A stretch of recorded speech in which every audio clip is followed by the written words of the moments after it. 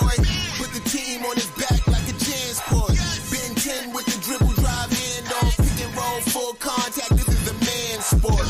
County of Kings, really the Kingsborough. You know Crown Heights, so you know that sound right. Brooklyn Bridges, DFS defending. The Brooklyn Block Party, Claxton double digits. Got the Barclays clicking, the whole block is with it. Left a lot on the table, now we coming to get it. The shook one's gone, we too Brooklyn strong. Can't stop, won't stop from the Brooklyn block. B-R-O-O-K-L-Y-N, B-R-O-O-K-L-Y-N, B-R-O-O-K-L-Y-N, B-R-O-O-K, we well. Okay, we well. Okay, we well. Okay, we well. B-R-O-O-K-L-Y-N. Head hit. Cam Thomas. Just give me the ball, I'm fitting to score next. My J is all net, me and David just all next. Getting back on defense, hit him with strong flex. I'm official like a ref, trying not to get attacked.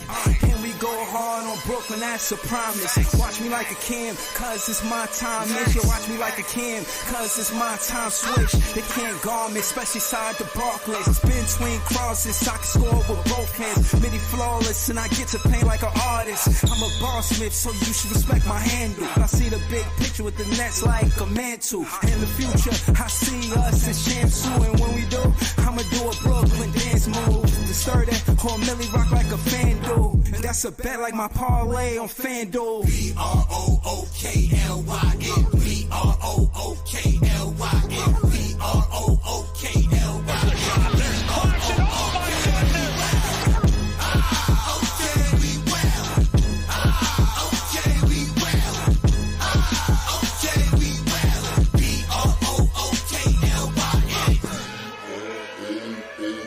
You got a choice every day what that looks like for you. Being steadfast, keeping your nerve, don't lose your shit with this group. Being tougher as a group. Oh, what a move by Sharp, counted a foul.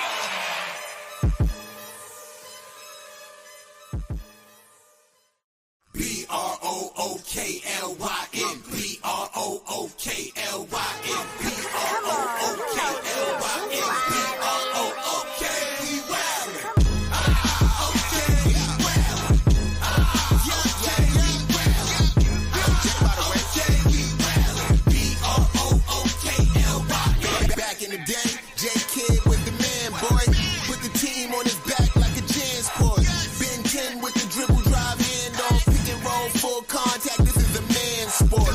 County of Kings, really the Kingsborough. You know Crown Heights, so you know that sound right. Brooklyn Bridges, DFS defending. The Brooklyn Block Party, Claxton double digits. Got the Barclays clicking, the whole block is with it. Left a lot on the table, now we coming to get it. The shook one's gone, we too Brooklyn strong. Can't stop, won't stop from the Brooklyn block. B-R-O-O-K-L-Y-N, B-R-O-O-K-L-Y-N, B-R-O-O-K-L-Y-N, B-R-O-O-K, we well. Okay, we well. Okay, we well. Okay, we well. B-R-O-O-K-L-Y-N. Head hit.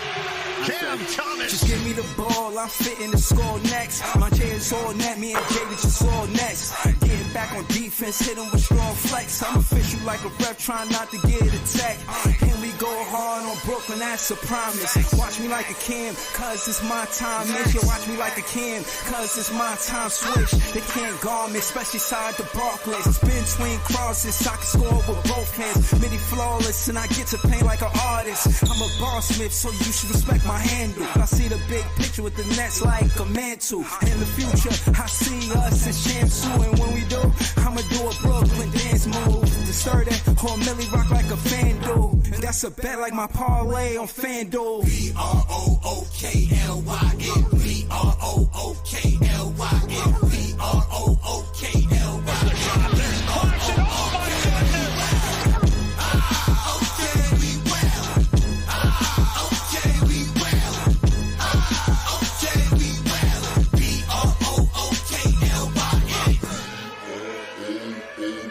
You got a choice every day what that looks like for you. Being steadfast, keeping your nerve, don't lose your shit with this group. Being tougher as a group. Oh, what a move by Sharp, counted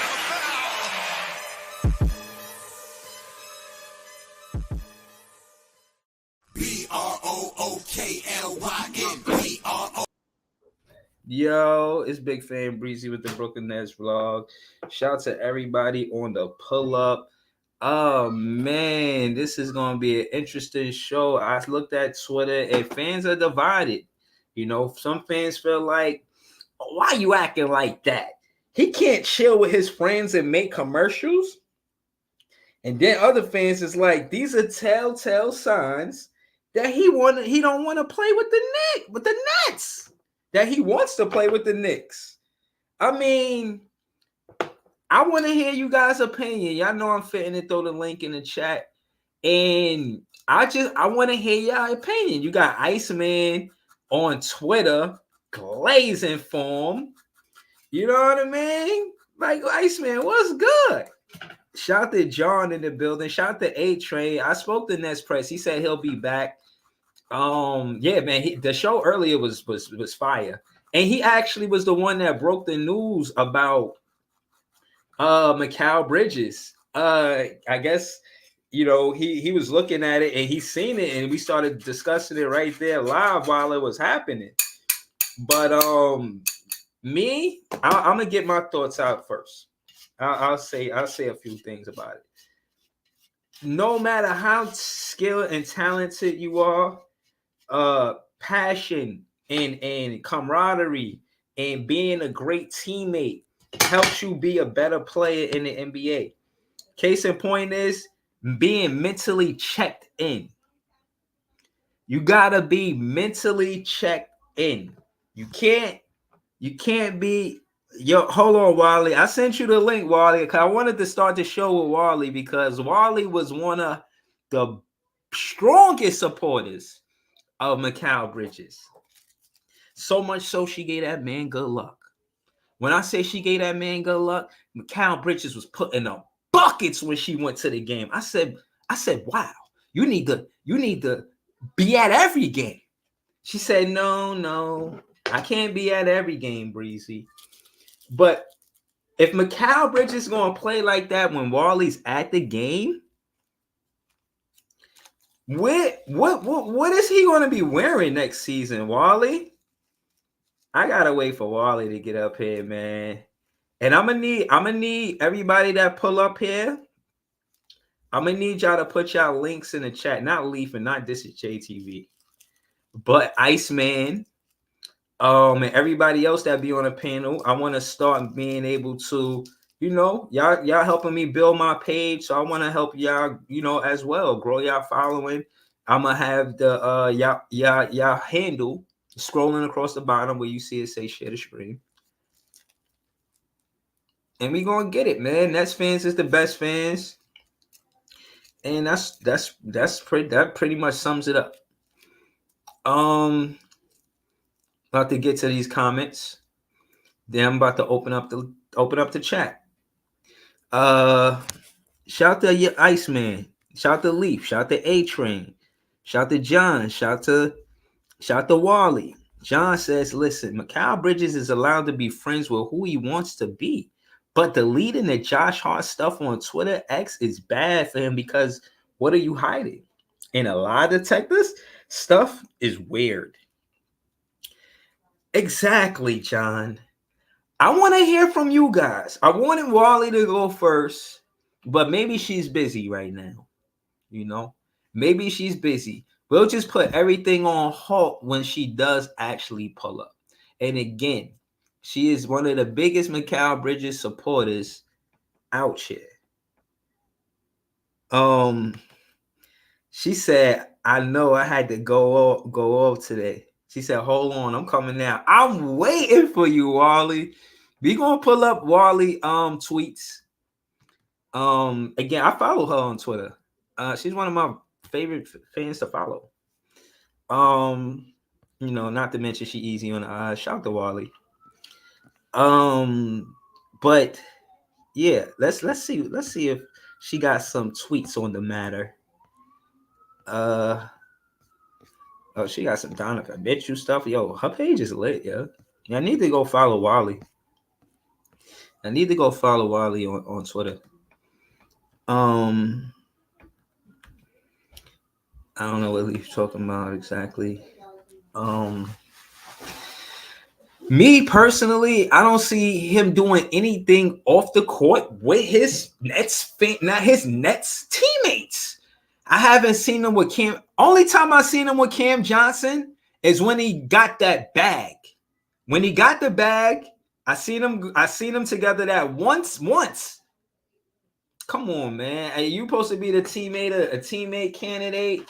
How? You looking like you want to be a teammate more with a different team than us, and you doing this shit in the season. You did the podcast with Josh and Jalen Brunson in the season, and you did this with Josh Hart again in the season. Because even though it's only 2 games left, to make matters worse, we play the Knicks tomorrow, and this commercial comes out today. Come on. What's up? What's up? Wow. Good seeing you again. Wow, good seeing you. Hearing from you as well. Oh man. Leaf said I'm gonna hit a number and send Wally season tickets so Mikal can get right. Nah. Maybe for next season, because Donovan Mitchell coming. So I see you playing that emotion on Twitter. I want to get to that, but matter of fact, we could get to the Donovan Mitchell part first. I don't mind. So talk to me about Mitchell being here next season. What you think about it? See, the stars are aligning, like I said. And the thing is, I was talking to Harlem too and BKNY Hoops. They was calling me crazy. Me and John. I hope John is still in here. They was calling us delusional and all kinds of crazy. When it happens, I'm just gonna pop up and just sit there and wait for the apologies. I'm gonna sit there right with John. So hold on. Is Cam Thomas on the roster if Donovan Mitchell is here? It depends on how much the Nets value Cam Thomas. Because look, there's a way that they can build a package around Cam Johnson or Ben Simmons. It doesn't have to be Cam Thomas. Right. So like, no, I was just saying, John is in the chat. He said facts, Wally. What's up, Jonathan? Okay. I'm not even gonna get into that right now. The panel about to get full. We all gonna discuss it. But talk to me about how you feel about Mikal from the beginning of the season up until now. Okay, so I'm gonna be a little bit long-winded. All right. No, we here for it. Just bear with me, okay? So with Mikal, I've been his biggest supporter since the beginning or whatever. And that's only because he's been getting a lot of unwarranted hate. Like people are just shitting on him for no reason. But now I feel like this one is self-inflicted. I feel like he did this shit on his own. Let me tell you the series of events, right? So in the beginning, he was flirting with those other Knicks players like Jalen Brunson, Josh Hart, whatever. And I let it slide. I'm like, you know what? They're friends. It is what it is. Then he's hanging out at the St. John's basketball games with them. They hanging out at MSG together. So I'm like, okay, they college buddies. It's cool. It's whatever. Then he does the stupid podcast. And I'm like, I started going off then too. But then I realized like sometimes words can get misconstrued. Sometimes things can be taken out of context. It is what it is. I let that slide.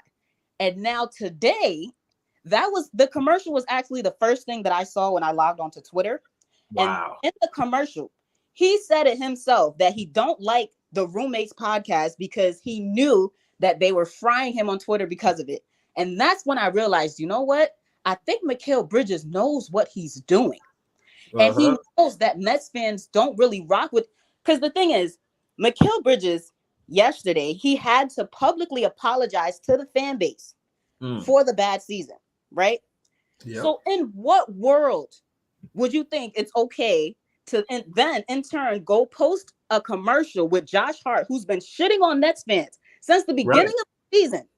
Word. So I think it's okay to post that and everyone's just going to be like, oh, it's whatever, it's going to be well received. Now I think Mikal Bridges has to have discernment and he has to have some form of self-awareness. If he doesn't have an advisor or a PR manager, sometimes you just got to think like, yo, this is going to piss off Nets fans. Yeah, I see that meme you did when he showed his PR person walking away because you said I was crying, yo. Like it's like he doesn't have anybody in his ear telling him, yo, maybe you shouldn't do this. And that's why I came up with this conspiracy theory. I think Because everyone's like, oh, Mikal Bridges wants to be a Knick. He wants to be a Knick. He's going to walk because his contract expires in 2026. I personally don't think Mikal Bridges is going to walk, only because he knows that the Nets will never straight up trade him to the Knicks. Word. Because they know that that's, one, a fireable offense, and it would, two, make the Knicks borderline contenders. No one's doing that. So the only way he could get onto the Knicks is if a third party gets involved. So let's say like Houston or somebody trades for him. Then the Knicks would have to go to Houston and be like, yo, we'll trade you this for Mikal Bridges. And they got a lot of draft picks. So the Knicks will be able to maneuver that situation. And Houston got a lot of draft picks for that matter as well. Exactly. So what I think is that Mikal Bridges, because there was an article yesterday in which he was like, yo, I want to spend the rest of my career in Brooklyn. You know, I like spending my time here, whatever. He's saying all the right things because he knows that if he stays in New York, he gets to hang out with his boys.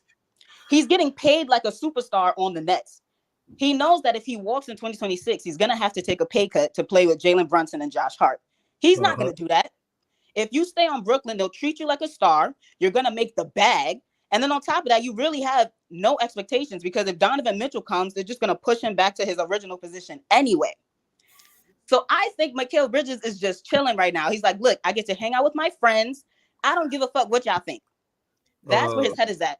And so hold on, right there, Wally. Let me slow you down real quick. Yes. That part is what I don't like about the competitive side of a Mikal Bridges. If that's how you feel, now you're your own man.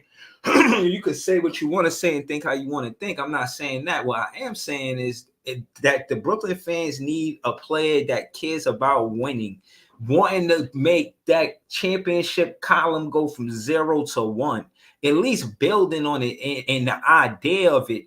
And again, to see all of these off-court antics with his friends from the past.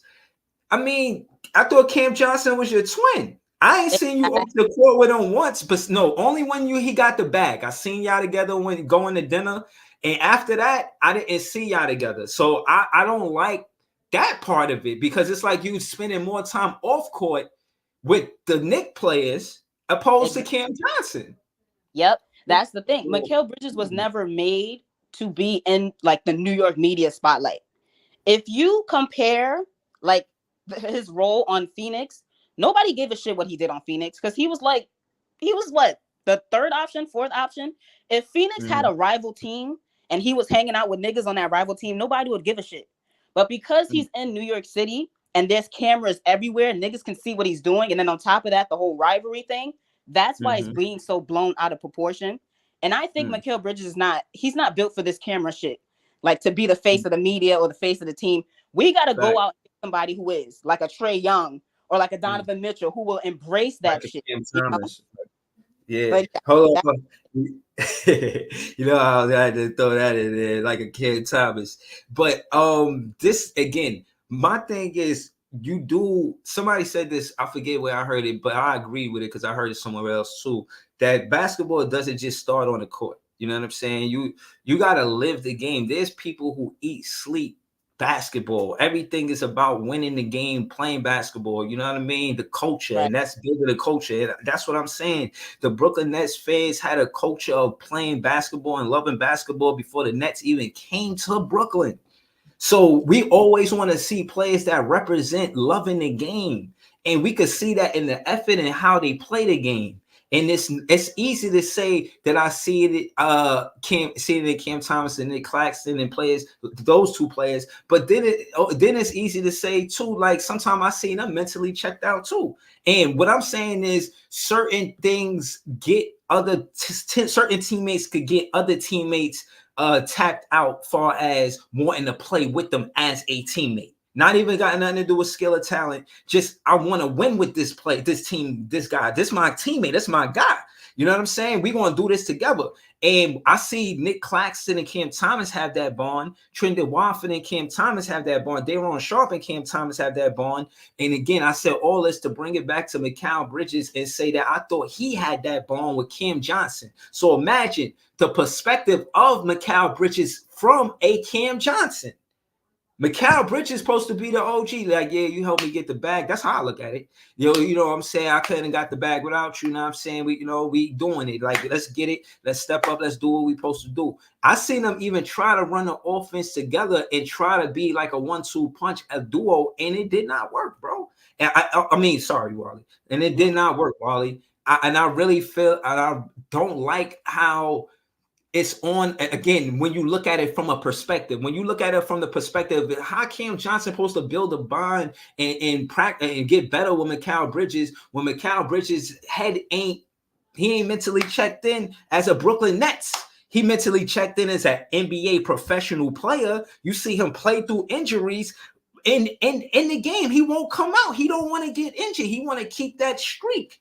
That streak means something to him. You know what I'm saying? And I don't know what means more to Mikal Bridges, being a Brooklyn Nets player or that streak of playing games. Now, I imagine both are important, but I wonder how he prioritizes being a Brooklyn Nets player. I question it, Wally. I do. To be honest, I really think he does want to spend the rest of his career as a Net, only because that's only because I already explained it. He's close. Oh, you say he want to be in the area, but he's did. What about all right? So let's see if you could get around this, Wally. When he asked him, what did he say? He said, "What about missing me as a teammate?" And they knew he wanted him. He missed him as a teammate. What about that? Well, how you feel about that? I was just about to talk about that too. The thing with Josh Hart, that I really hate that nigga. Like you got no idea. Like the thing with him is that he baits Mikal every time, and Mikal takes the bait every single time. Even on the podcast, he was taking off his shirt, showing off the Knicks shit, just giving Knicks fans more ammo against us. Mikal Bridges has to be smart, and that's why I was running the campaign to fire his PR manager, because you're not even supposed to be canoodling with those niggas anyway. Talk about it. Canoodling. Hold on. Okay, hold on. What was that? What word was that? Canoodling. Canoodling. No. Fraternizing. A better word. Fraternizing. No. Yeah, fraternizing. I like the first word. That was a good one. Canoodling. Word. Better stop canoodling. Word up. No, hold on. All right, so let's get into it. What does that say to your teammates by you chilling with the, I won't say the ops, but the rivalry team? You know what I mean? Like, What does that say to your teammates? You're supposed to be the veteran, the leader. This is what it come with. You feel what I'm saying? And I understand that they're friends, but at a certain extent, like, stop doing everything in public, bro. We don't give a shit. We don't care. We don't need to see you in commercials with these niggas. Mm-hmm. Listen, I just want to say, because I respect the broad vocabulary, and to be honest with you, I didn't necessarily know what canoodling meant. I went and I checked. It said to engage in amorous embracing. That's what he's doing. He's embracing them in an amorous way, like canoodling. That's what he does, bro. Stop canoodling with those Knicks players, man. We don't do that in Brooklyn, man. Like, maybe I'm being a little bit too dramatic because I'm like, I'm a Mikal Bridges supporter. I don't want him to leave this team or whatever. But it's just like, sometimes you have to be self-aware and you have to really sit down and think like, okay, maybe I shouldn't do this because I know that it's going to be received negatively. But yeah. Yeah, shout out to Wally, yo. I wanted to know how you was going to feel about this because, you got to know where we coming from. And I'm only saying that as a teammate. I'm not a professional player, but I was a great teammate. You feel what I'm saying? Like, right. As that, and again, I talk to me, bro, because I want to. A teammate conversation is the part that I'm interested in. Can I say one thing though? I want to know from her perspective. Would it change your mind if homeboys show up at a Knicks playoff game? Oh my gosh! Oh no! No, I agree. I already think that he's gonna go. I already know he's going. He already got tickets, bro. I feel like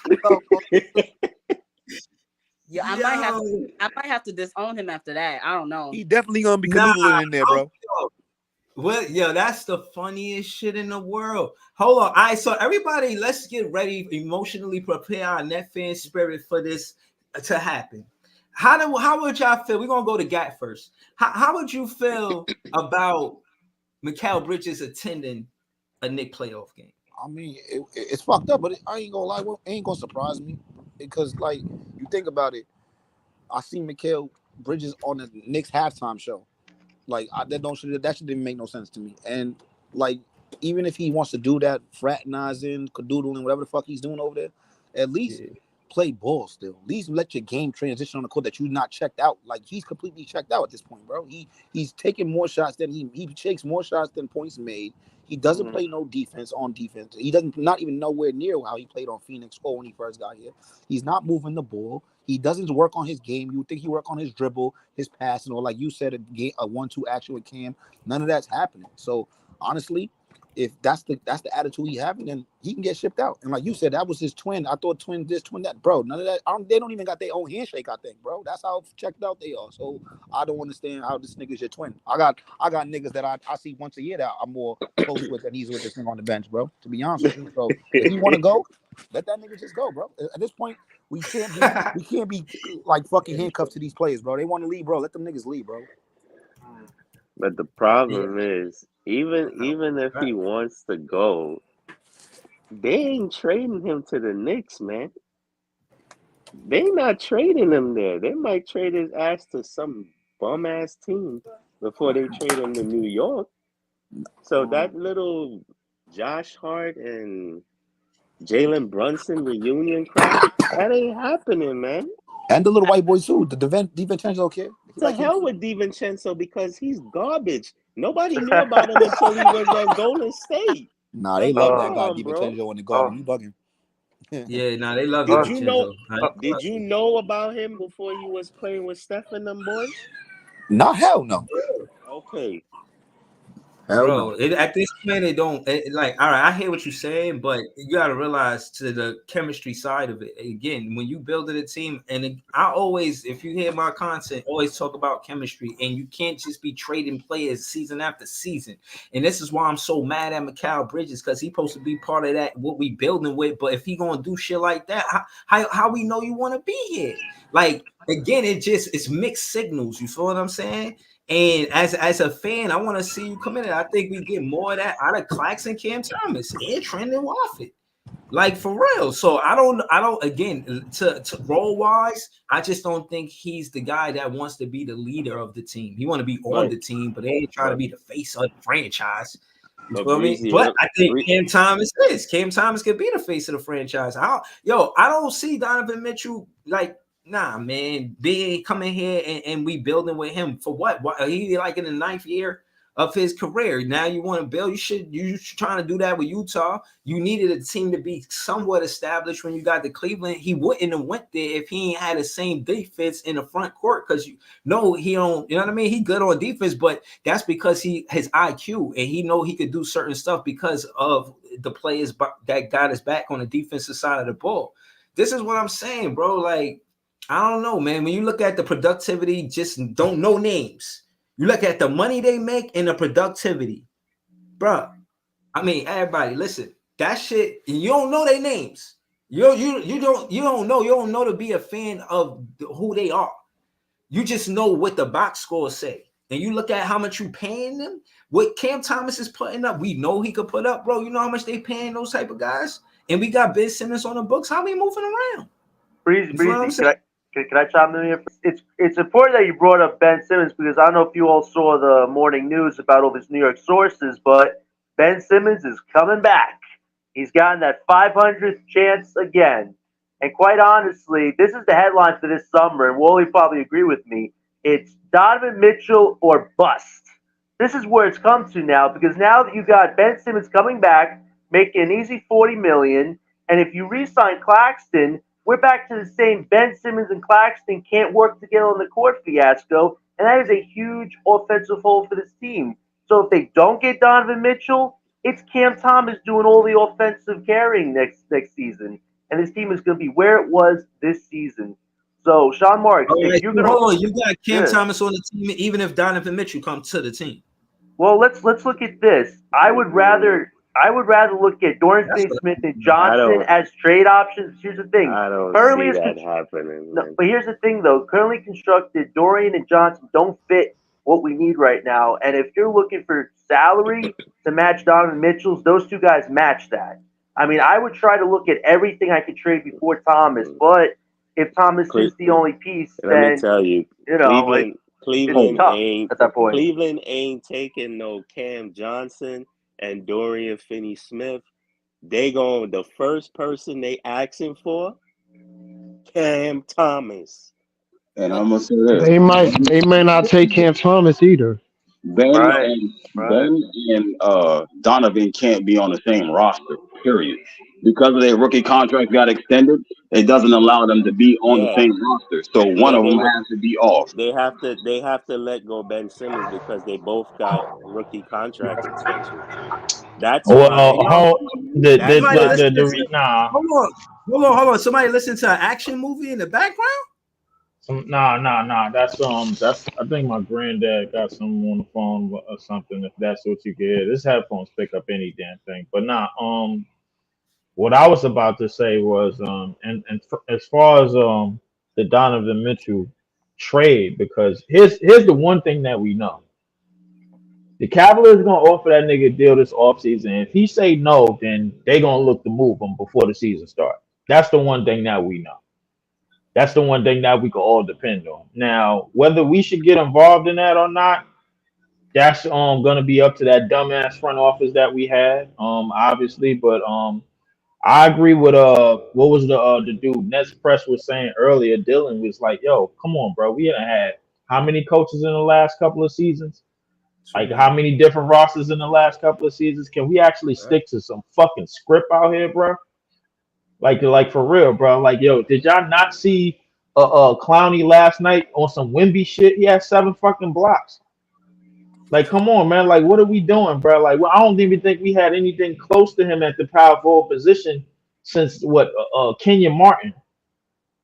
How many years ago was that? The thing is, Leaf, what Dylan was saying was, I think the reason why we be star hunting is because, and I don't believe in this either, but nigga was saying, yo, they believe in Brooklyn, yo, we can't have a losing season or tank or rebuild because we live in a city where we gotta win. Fuck that. They can't have that shit where we losing. Together, bro, with some young pieces, bro. Like, come on, like it's young teams out here winning, man. Let's stop acting like the NBA is this 25 or 26 or older league where you gotta have those range of age of players to win. You don't. That's bullshit. But the funny thing is, we still one of the youngest teams in the league, and niggas still upset. Right. I don't understand. If we're the 6th or 7th youngest team in the NBA, how could you be upset? We upset because we ain't getting no results. That's why But the team is already young. Now hold on. But what I'm saying not that young. Hold on. What I'm saying is, again, you see players, they take steps back because other players could shine and this and that. And as far as that teammate thing, you ain't see that with Mikal Bridges. Now I'm only saying that to say he never had to play the role that he did. You know, he could have did things different to make things better for the team. But I just wanted to say that. But go ahead, y'all. I was listening to Iceman. Well, as far as Mikal goes, Saint is on the panel too. Shout to Saint. Shout out to Saint too, man. What's on? What up, yo? Yeah, I'm backing what Leaf said, but keep cooking. But listen. Now, as far as the Mikal situation goes, man, listen, I'm all aboard. Listen, I don't know about all the rest of y'all up here, but I'm all in on sending Wally on Wednesdays a whole bunch of home game tickets so she could be courtside at the game, so this nigga can actually show up. I'm all in on that, man. Like, so whenever y'all niggas want to put it in the pot, bro, listen, be my guest. Y'all can tap my phone, bro. Like, I'll leave all my information after the show. But as far as he goes, listen, I said this and I'm gonna say it again. Mikal, DFS, Cam Johnson, by the time once they get back into the roles that they were on their previous teams, and these young players with these and young players start to come on our roster that have better upsides and have better advantages on a basketball court, allow them to flourish, bro. We are going to be a winning team again. them niggas know they role players. It only took them a year to realize that they wasn't the players that they were put in the roles to be when they got here. That's all. So Right about realistically, that. so now what we're gonna see going into next year, and what we've seen on the end of this year. We seen Mikal basically playing a role the last couple of weeks, 3-point shooting and playing some type of defense. He ain't been doing that much creating like he was doing in earlier in the season. He ain't been having them 40-point games and them outbursts. Them 26 points a game in the last 28 games of last season tricked everybody into believing that he was that shit, and it tricked him too. You keep saying that, but that's not true, Lee. That's not true either. Let him defend Mikal. Hold on, everybody mad at Mikal. He want to defend Mikal. Let him defend Mikal. Go ahead, Iceman. Defend Mikal. Go ahead, defend Mikal. Go on, Lee. Finish your joint. My bad. No. So it tricked everybody. It tricked everybody. That 28 games tricked everybody, including Mikal himself. So now that he knows that he's not that, now you seeing him delegate back to catch and shoot, a one dribble like I said he should be doing the start of the season. One dribble pull up or catch and shoot off the screens. I don't got a problem with him shooting them type of threes that he's shooting, bro. I really don't. Because the thing is, as limited as our team is, bro, he kind of got to shoot them threes until we start to get a team. Let me tell you why. Can I just tell you why real quick? Again, like I said, I think I got cut off and I was about to finish. All right, go ahead, bro, because I can't let you get away with it. No. The reason why I'm comfortable with it now is because we don't have the pieces in the team to where he could be delegated to just corner shooting like he was in Phoenix and defense like he was in Phoenix. Once we get those once we get the young pieces of the young cores and the young athletes that we can believe in, he's going to get back to that. We're going to start winning again. It's plain and simple. Yeah, wait, belief. You're missing the big thing about the fact that Ben Simmons and Claxton, if they're on this team next summer, they can't play together. We've seen the rating with these guys together, and both of them don't want to be on the bench. So if they're both in the starting lineup with Mikal, Thomas, and somebody else, our offensive rating is still going to be pretty average and pretty worse than average. Because if you get a different coach, those two guys, they don't offensively score. And what I'm hearing is, Ben doesn't have to offensively score, just defend. Claxton doesn't have to offensively score, just defend. Well, okay, is Cam Thomas going to drop 50 a game? No. You know what? I got a plan for that. I got a plan for that. Let me say. Can I say what I was going to say? Go ahead. Again, like I said, when it come down to Mikal Bridges, y'all think I'll be shitting on him. I'm saying what he said. He said, they got me running KD plays. Stop it. Don't act like that shit ain't good for you. Don't make it seem like the mid ain't what you're supposed to stay with. He went away from the mid and became a worse player on the offensive side of the ball. He ain't tricked nobody. He started doing shit that he shouldn't have been doing in the first place. When he was successful at the three-pointer, it was because of the corner three. He led the league in that shit when he was on the Suns. So case in point is he started doing shit he wasn't supposed to do and expecting success. But instead of him just going back to what he should have went to, and my point is the low post pick and roll. It puts him in a situation where he gets to the midi or the basket, not shooting, and he getting the ball. And this is where I disagreed. I ain't mean to cut you off, Leaf, but no, you were saying that he should have been a two guard, and we discussed this, so I'm not taking it there. But I'm only saying how many times I gotta apologize for that, bro. Listen, no, I'm not saying that. I'm not saying it for that. I'm not saying it for that. I'm saying it. I'm saying it for when he gets the ball in this season, a lot more so. We've seen him getting it above the 3-point line. That ain't his strength because he ain't got no handle. You feel what I'm saying? He ain't got no handle for him to get to. So case in point is that's why I'm saying run low post pick and roll so he could get to the midi or the basket. So, but he can't work on the handle in the off season. I mean, being the two, he should be the three. That's all I said. Now, that being said, I don't know if they're going. I did see what I did want to see, and that's Schroeder running the pick and roll with Claxton and Cam Thomas running the pick and roll with Claxton. We get offense out of that. So again, I said all that to what Leaf's talking point was about us not having the players. Sometimes we do have the players. We just need a coach to have the X and O's to get it done. That's true. That's true. So, hey, Breeze, can I piggyback off what you're just saying? Because it also made me think.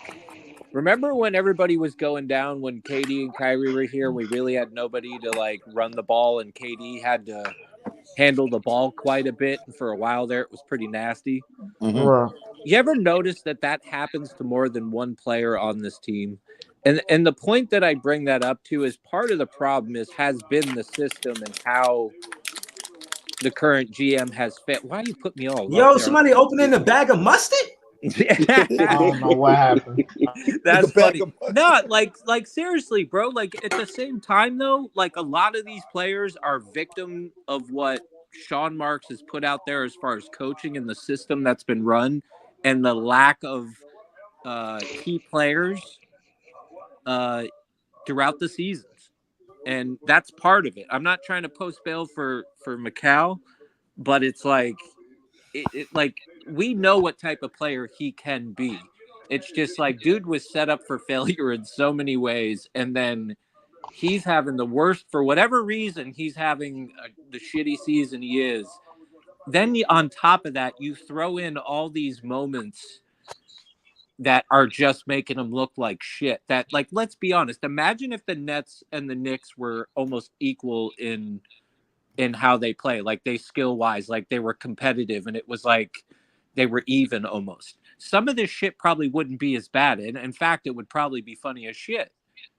But the fact that we suck ass, it's making him look even worse, and people are just piling up. One thing I wanted one thing. What's good with it, E, bro? One thing I wanted to get at is that now that there's a coach that's in Kevin Ali that understands certain roles, what needs to be and what kind of needs to be in place on the team, you're starting to see something come on the up and up.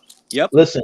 And Lee said that about Claxton and Clowney. That's one thing I did want to say. And the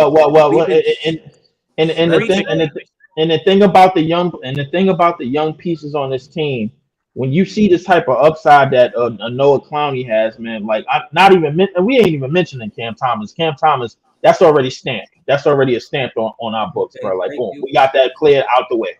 Now, when you mention Noah Clowney, and you mentioned him at the 4, now you think to yourself, bro, if we could get somebody at the 5 to play next to him, bro, like where he don't have to worry about much of the contact shit that go on in the paint, bro. Hold up, bro, stop. Don't do it. Leave, please. Don't do it, please. First off, I'm on the panel. Don't do it. All right. Fine. All right, I ain't gonna do it. Listen, but listen. My point is this. When you have somebody with that type of upside, somebody with the hustle of Jalen Wilson, and somebody that is gonna move the ball up the court like a Wofford, bro, like those minutes need to be occupied, and those minutes need to be taken seriously. Now, where we feeling in the other spaces, bro, like let's be honest, bro, like Dennis Schroeder scoring 15 of the team's last 19 points last night. How many times is that shit gonna happen, bro? Come on now. Let's be real. We're not gonna do that because Ben Simmons never did that in a full regular season. Oh my God, Ben Simmons never did that for as a Brooklyn Nets. Hold on, we're gonna keep it what it is. always navigate the Ben Simmons, bro. How did Ben Simmons come into this, bro?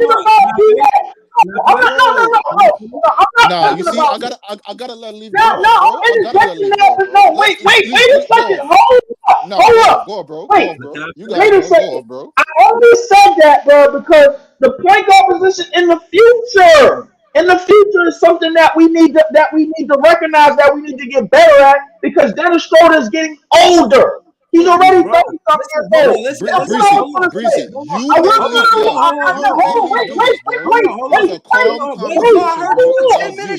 you mean? Wait, hold it down. Nah, that was you, patiently. Like, hold on. Let me say what I'm gonna say. Then we're gonna go to easy. Again, everything you said about that older shit. First and foremost, Schroeder played 79 games this season. I understand that. Hold on, no, you don't understand. Since Ben Simmons, let me bro. Hold on, let him finish. Bro. Let him finish. I said 5 words. Let him finish. Then you could cook the whole point. Thank you, bro. The sheesh. So again, Schroeder played 79 games this season. Ben Simmons as a Brooklyn Nets haven't played 79 games in full seasons. So I'm not jacking none of that shit. We don't need somebody better than Schroeder. He's reliable. So I want to hear he's getting old when you can name another player that played 79 games this season besides Mikal Bridges. Exactly. All I said before you cut me off, all I was about to say as far as youth, we're gonna be going after after the point guard position sometime in the future. That's all I was gonna say. This didn't have nothing to do with bullshit. This didn't have nothing to do with the 79 games. I understand 79 games, but 79 games between two teams, okay, fine. It's 79 games. Name another player besides Mikal Bridges. Don't duck smoke. You can't name another player. Nothing, bro. Name another player. So name Please another stop. player. Please stop. My God. You can't name another player. Don't shit on Schroeder like he didn't put in work. You can't name another player that had 2 points in the fourth quarter. You can't do it. I don't think Claxton. No. I'm gonna name it right now. First off, the nigga that we about to play tomorrow that just so happened to be the point guard of another team that I don't want to mention, bro, that will not be mentioned on this podcast. He did it plenty of times this season. So please cut that shit out. Please cut that shit out. That's nasty work. You can't Oh name my somebody God. you can't name somebody else besides a Knicks player. You moving the goalpost now, Breeze. The nigga just named somebody, bro. That's not his point. I'm being pissed off. Wait, hold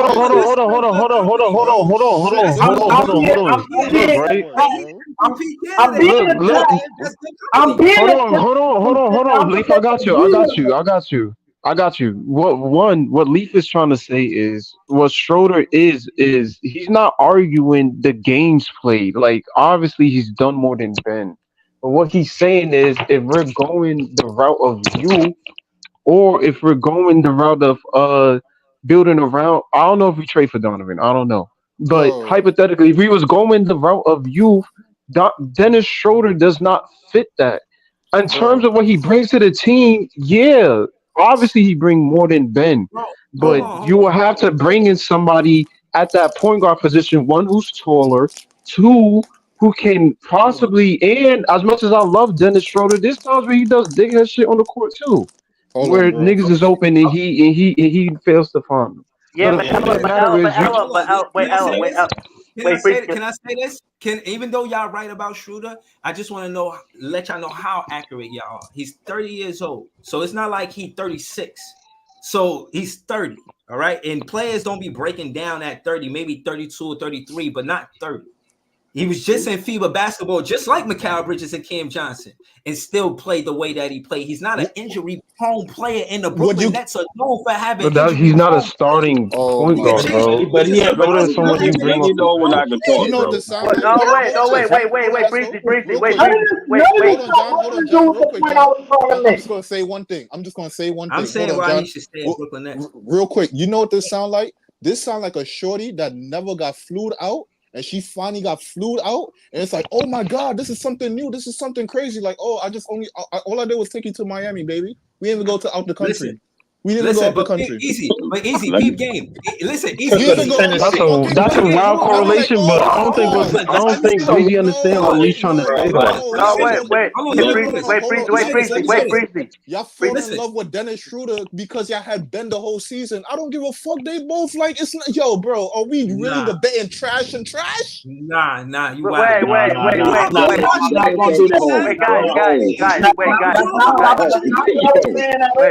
guys. That's not what I was saying at all. That's not what I was trying to say at all. I was not trying to make that. All I was saying was if we're going in the direction of you, let me explain real quick, right? So y'all gotta look at it like this, right? First, I'm gonna start with Mikal. Y'all tripping on thinking Mikal had an actual bad season. He had a bad end of the season. If you went back from last year to the beginning of All-Star, Mikal was still averaging first a little bit before All-Star, he was still averaging around 24 points. His points didn't start dropping down to after All-Star. So he dropped down 22, then he dropped down to 20 at the end of the season. So he's been hooping. Cam Thomas had 40 games over 20 points. Mikal had 38 games over 20 points. So he's been hooping. All right, now with Dennis Schroeder. Dennis Schroeder, in style of play, he doesn't fit. As far as a half-court offense, Dennis is good, but he runs the offense so slow. Spencer Dinwiddie ran the offense so slow. If you look at our pace in the NBA, we are dead last in pace. He doesn't. I already know where this is going. No, I'm not saying. I got you, Lee. We're dead last. So if you had a DeJounte Murray instead of Schroeder starting, the pace would be higher. It wouldn't be so slow. The points would be higher because you need fast. In today's NBA, you got to run. Y'all be hurting my head with this shit, yo. Wait, I agree. Iceman, you spitting. Of course I'm spitting. I know exactly what I'm talking about. Wait,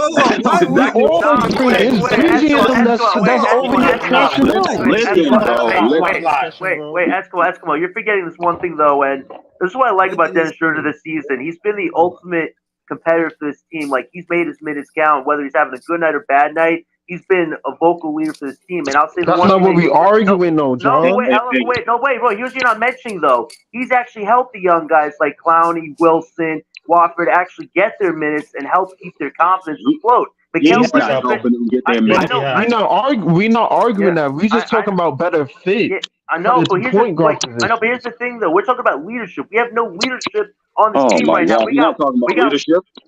Eskimo, that's not what we talking about. Eskimo, not what we talking about out in Miami, and Mikal is checked out. Slow down, John. Slow down. You know? Hold on, slow down. That's not what we talking about at all. Y'all took my point and went way left with it, bro. All I was trying to say was, bro, if we're going, that's what I'm trying to get to. Hold on.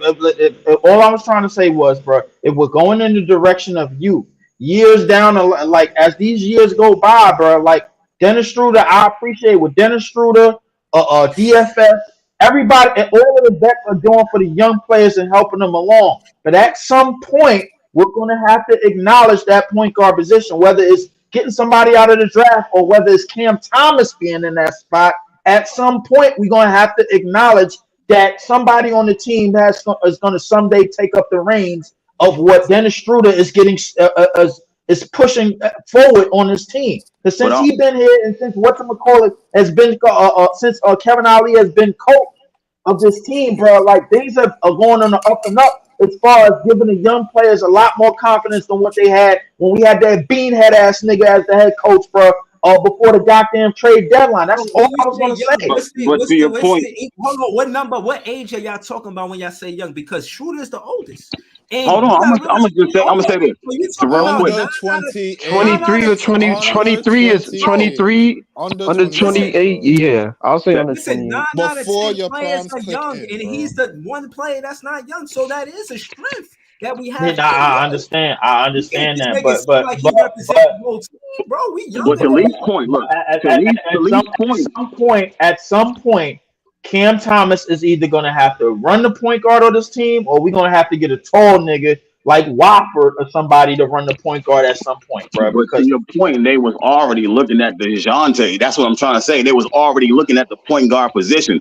Schroeder, they just ain't trade for DeJounte, so they took Schroeder. But the point is, that's what they're looking for. Someone younger, someone quicker to run the offense like that. And this is why they got Cam Thomas and the ball out of Bridges' hands and more in Schroeder's and Cam's to see if they could push the offense quicker.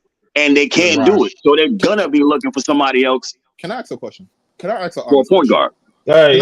Can I ask an honest question? I'm going to let y'all get back to it. This might be a question like off the topic, but probably a little bit related to the topic. But honest question, because this bugs my mind so much. Everybody keep on talking about Brooklyn mentality. Why do y'all keep on begging for a star?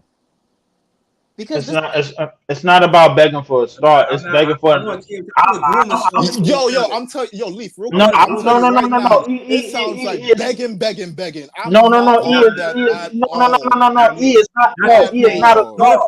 No. It's not a star. It's not a speak for star. themselves. I ain't this page, the Big Fan Breezy page ain't doing that. We are. I want to make myself. I want to make myself very clear. Everybody in the comment, let your feelings know. Do niggas glaze for a star? Yes or no? No. No. I do not. I'm not looking for. Bro, every fucking stream we come up That's here, a lot. all I hear is Spider, Trey, or fucking DeJounte, bro. Can we develop? Hold on. No. Wait. Hold on. Wait, bro. You not speaking about me, bro, because I named niggas, bro, that ain't even in the NBA, bro. Like, therefore, I'm looking for an identity. That's what I'm looking for. I'm looking for an ID.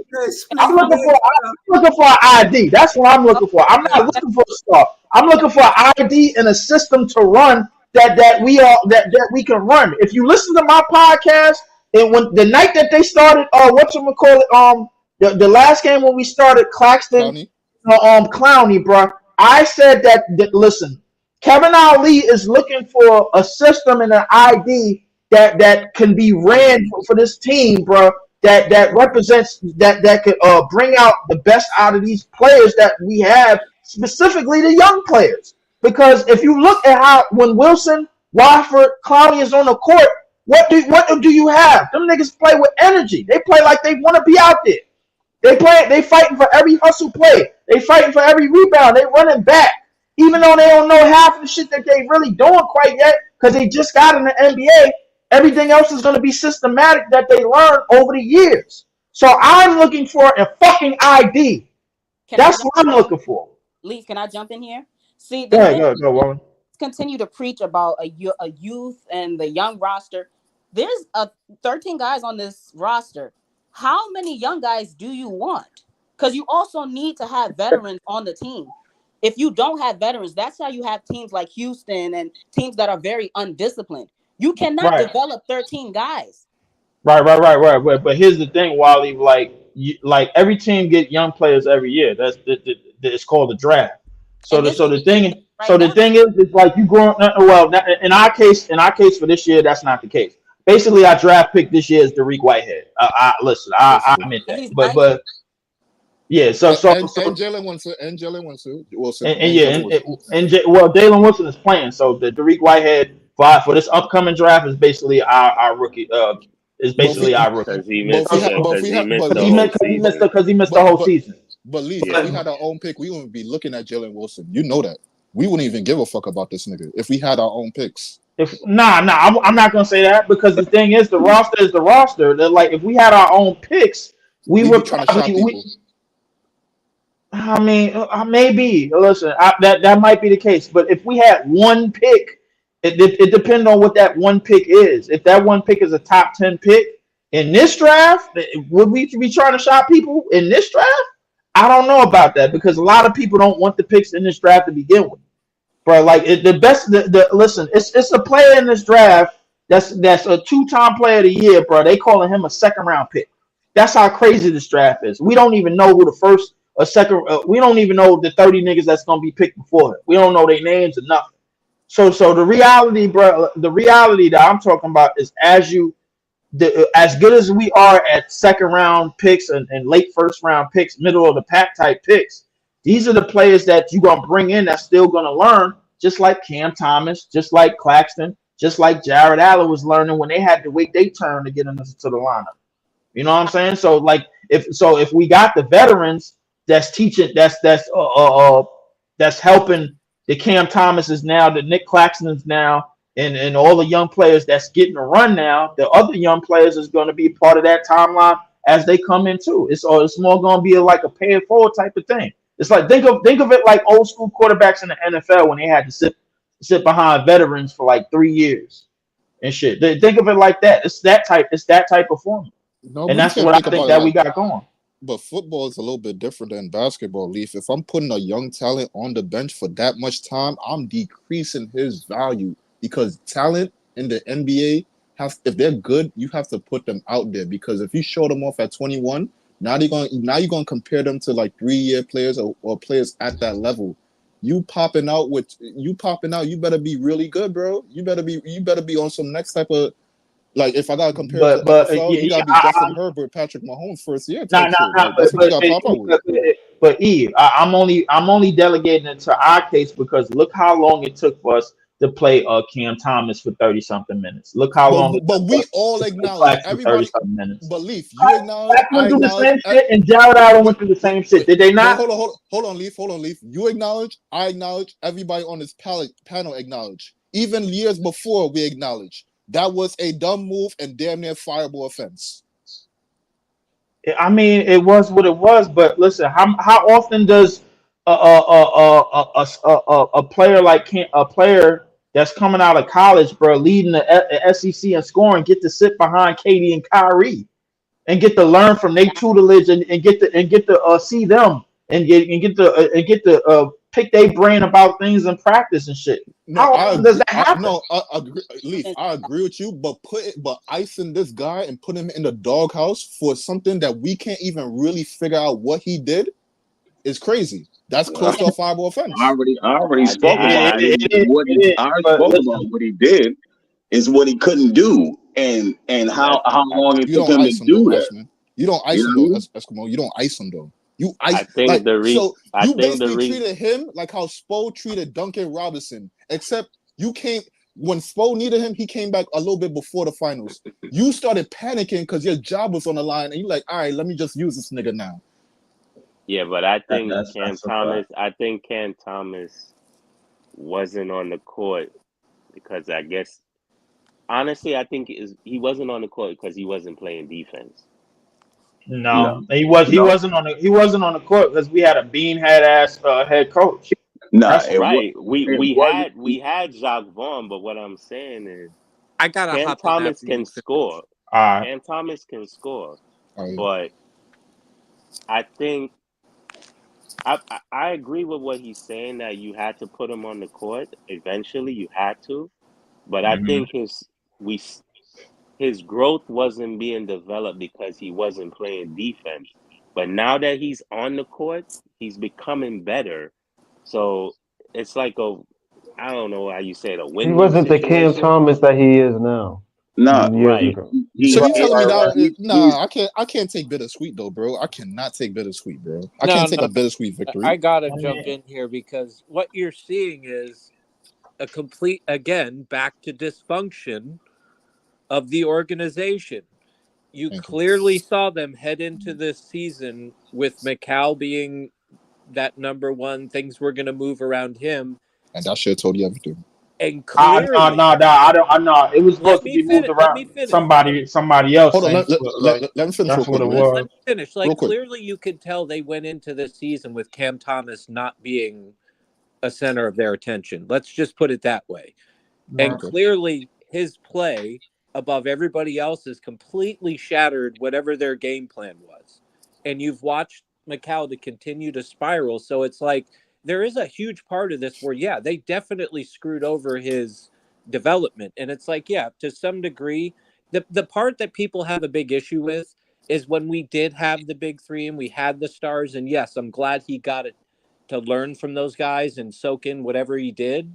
But at the same token, the biggest offense was, even if he didn't play defense, and that's the thing that's even laughable, is that we had Patty Mills out there, Joe Harris. We had all kinds of players that were shitting the bed, Seth Curry, guys that they weren't shooting. They were playing the worst defense in the world, but yet you had on the bench a guy that could light it up. Yeah, did he struggle at the other things? Yeah. But you can't tell me that guy would have done worse. And it's like that type of stuff is where you kind of have to look at it and go, what's the deal here? Like, why are you completely ignoring like what exactly you need is sitting right there? And that's been the thing with the Nets all along. They even went into this season with him not being an integral part of, and it literally took him being better than everybody on the team and kind of just smashing whatever JV's game plan was. And now you see, like you saw it. I've been asking Jay from BK that I talk with all the time. Like, you know, he's a season ticket holder. I've been asking him for 2 to 3 months. Hey, do they finally have Cam Thomas jerseys in there? They just finally ordered them about 3 weeks ago. And you want to know the answer that they said they got? Oh, we didn't have enough letters to make Cam Thomas's name.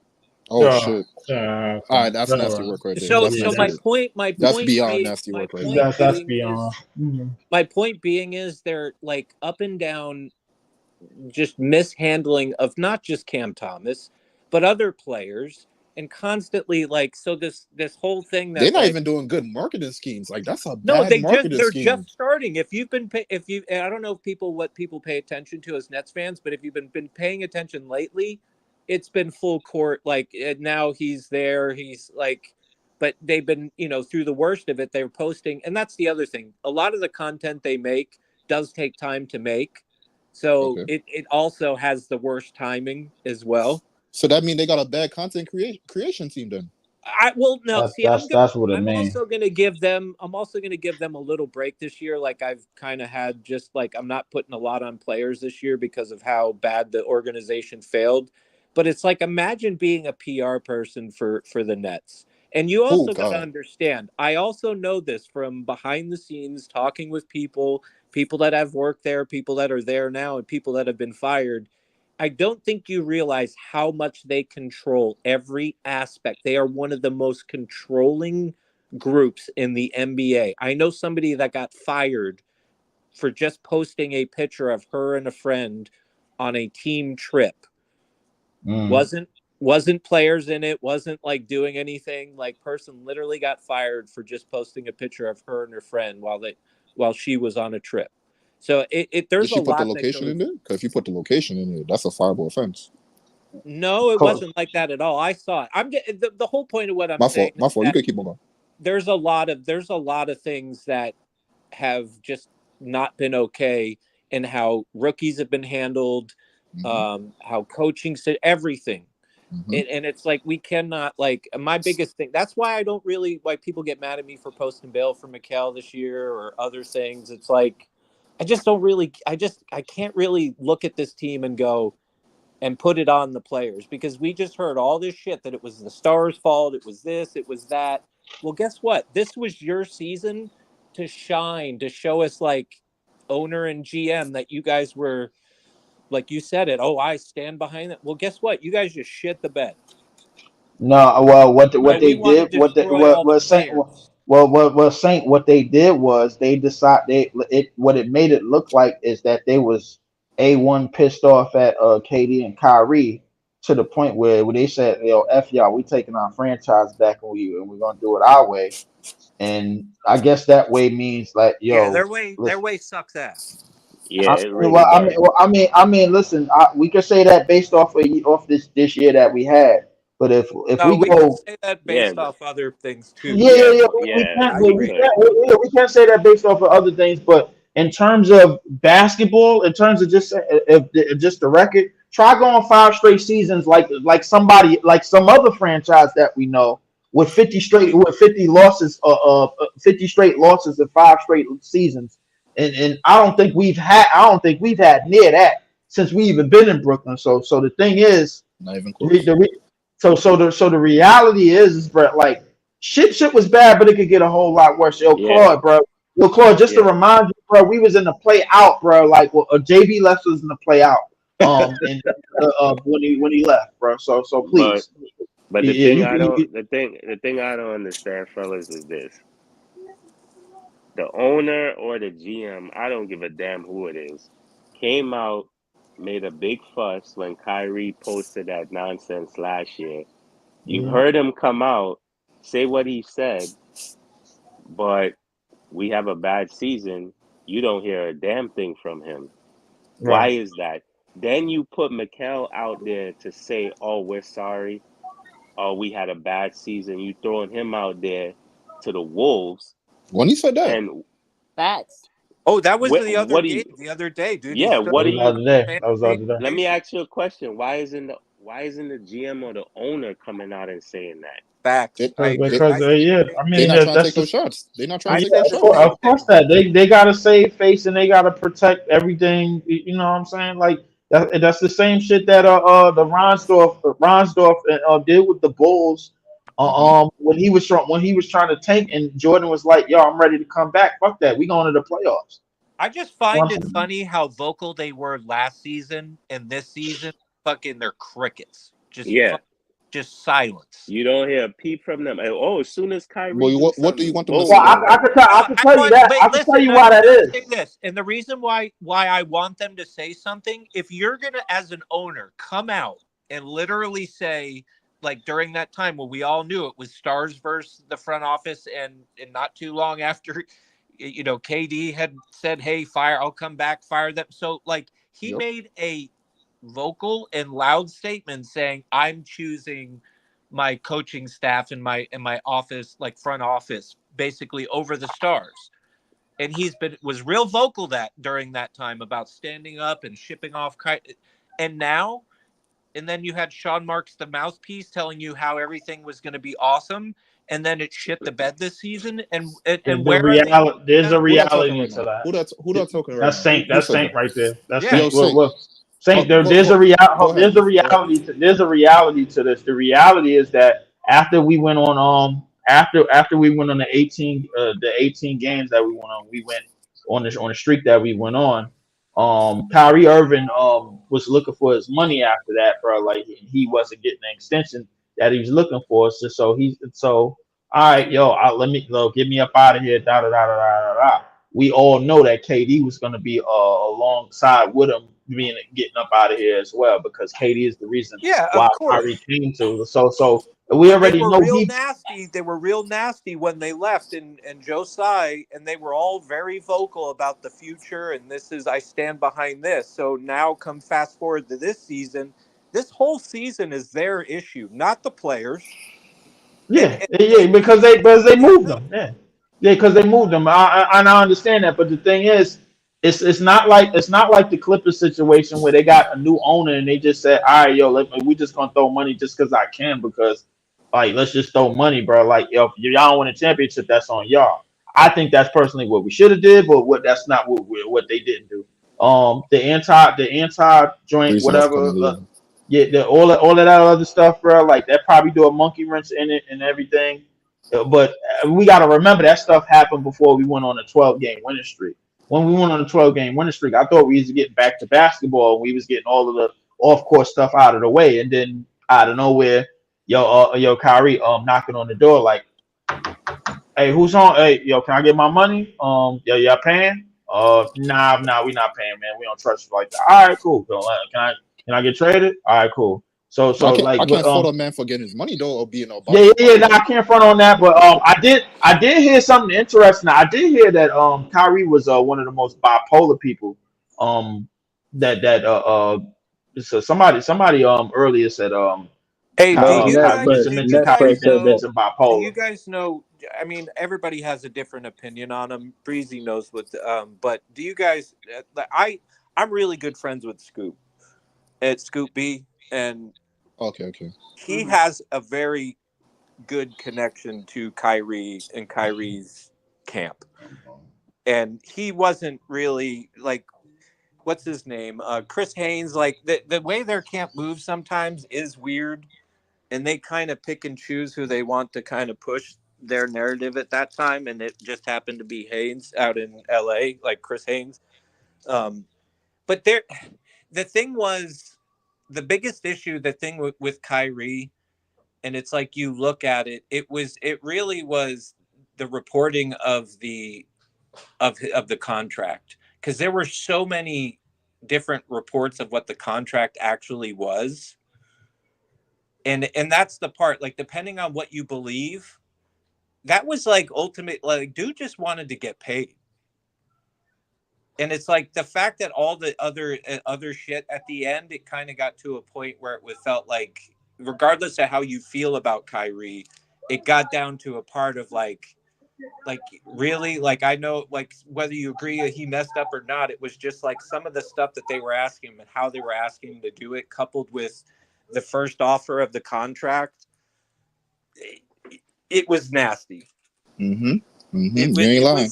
You ain't lying. And it's like even like, I got mixed feelings with Kyrie. Like, he definitely brings a lot of shit on himself, but there was a lot that also at the same time, it just, it was not. That was a crazy incentive-laced contract.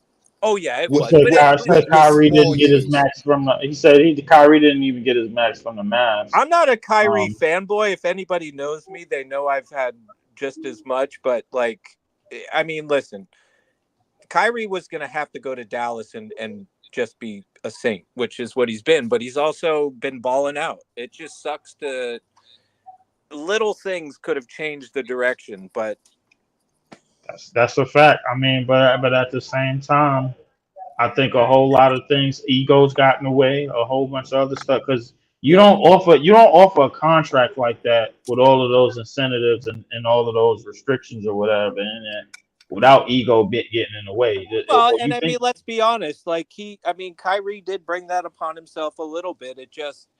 I guess to not go down that pathway, but to steer it back to that conversation before it's just the way the organization has been moving and what they think is a good game plan or they think is Brooklyn, whatever the hell they like, it's not working. Like, But and this, Saint, I'm going to say but this, I'm going to kind my of fault. step back. But when I came in here, Leaf was talking about Clowney and Claxton. And for whatever you feel about either of them, whether you want them to stay or go, let's just say we've been screaming for seasons now to finally see what we are seeing with Claxton and Clowney. We've been saying, give us somebody that can play next to him, that could shoot, that can do other things. And it's like, it's there.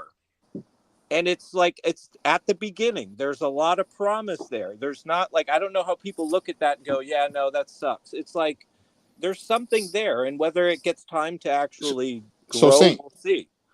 let me ask you a question. Let me ask you a Yeah. quick rebuttal question. Right? Yeah. Because you said earlier this is one of the most controlling organizations ever. So Yeah. you don't think there might have been some foul play right there, and why we can't put in young talent because they might be controlling over that? Oh no, you don't even have to ask that question. I'll just Okay. All right. As long as you I'm understand. 100%. Trust me, dude. Like that's been, but see, that's the other thing too. Sometimes trying to find out whether it's organizational or coach of why. I think it's personal. I Not really think a lot of these decisions that's being made for our organization, I think a lot of these things, especially in basketball, but just for our organization, it's a little personal. Oh, why we don't see Cam Thomas? Because Cam Thomas probably don't fuck with these motherfuckers. He probably I will say this, and I'll dip out. I've been told by people that are Jay and other people that actually are the season ticket holders. They've told me multiple times that when Sean Marks used to be there a lot, countless times where they've said, "Hey, get him out of the game." Like they've seen it with their own eyes. So it's a little bit of both. But I'm just gonna chill and kick back and let you guys cook up. But appreciate everybody. What's up? I appreciate it, Saint, man. But I was gonna say was I think the best thing that could happen to this franchise going forward. I think now that we got Kevin Ali, who actually did to intricate Clowney and Claxton together, which we've been screaming for years. Now that's probably one or two parts of the puzzle. Now the third part of the puzzle is probably bringing somebody bringing like some type of ownership in with the Koch family, bro, that understand the importance of having these players and making sure that these players is in the right spots money wise and everything. So like without all the bullshit incentives, because I think I honestly think KD and Kyrie, bro. Well, Kyrie especially, but I think Kyrie. He really left a bad taste with the facts with the ownership with Joe Joe Tsai, bro. Like because now Joe Tsai's thinking like, man, to hell with this, man. I was gonna back all these players. I was gonna be player friendly. Nah, F that. You know what? Nah, everybody will come in here. They got to toe the line now and all of this stuff, man. And that's probably what he's looking at, man. Can I ask you a question? Another honest question, right? It might be a little bit off the topic, but I think it's related to the topic, right? Honest question, right? For the working class people, this is a life question, right? I'm putting the disclaimer out there. We love all kind of people. We love everybody around, and everybody's included. All right. Here's the question, right? Have you ever seen an Asian owner make everybody just run around, be flexible, and do whatever they want?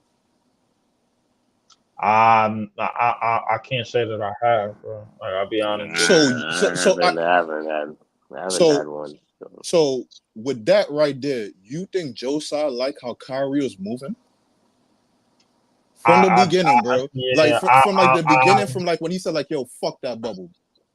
Yeah, I'm to be honest with you, bro. Like I can't say that he did. I mean, from the bubble all the way to the what happened last year before the trade deadline. I mean, listen. I'll be honest with you. I thought everything was going to just get cleared up with basketball results. Man, we won 12 straight games after that. After all of that nonsense that had happened, with the shots and with everything else, bro. Like we won 12 straight games.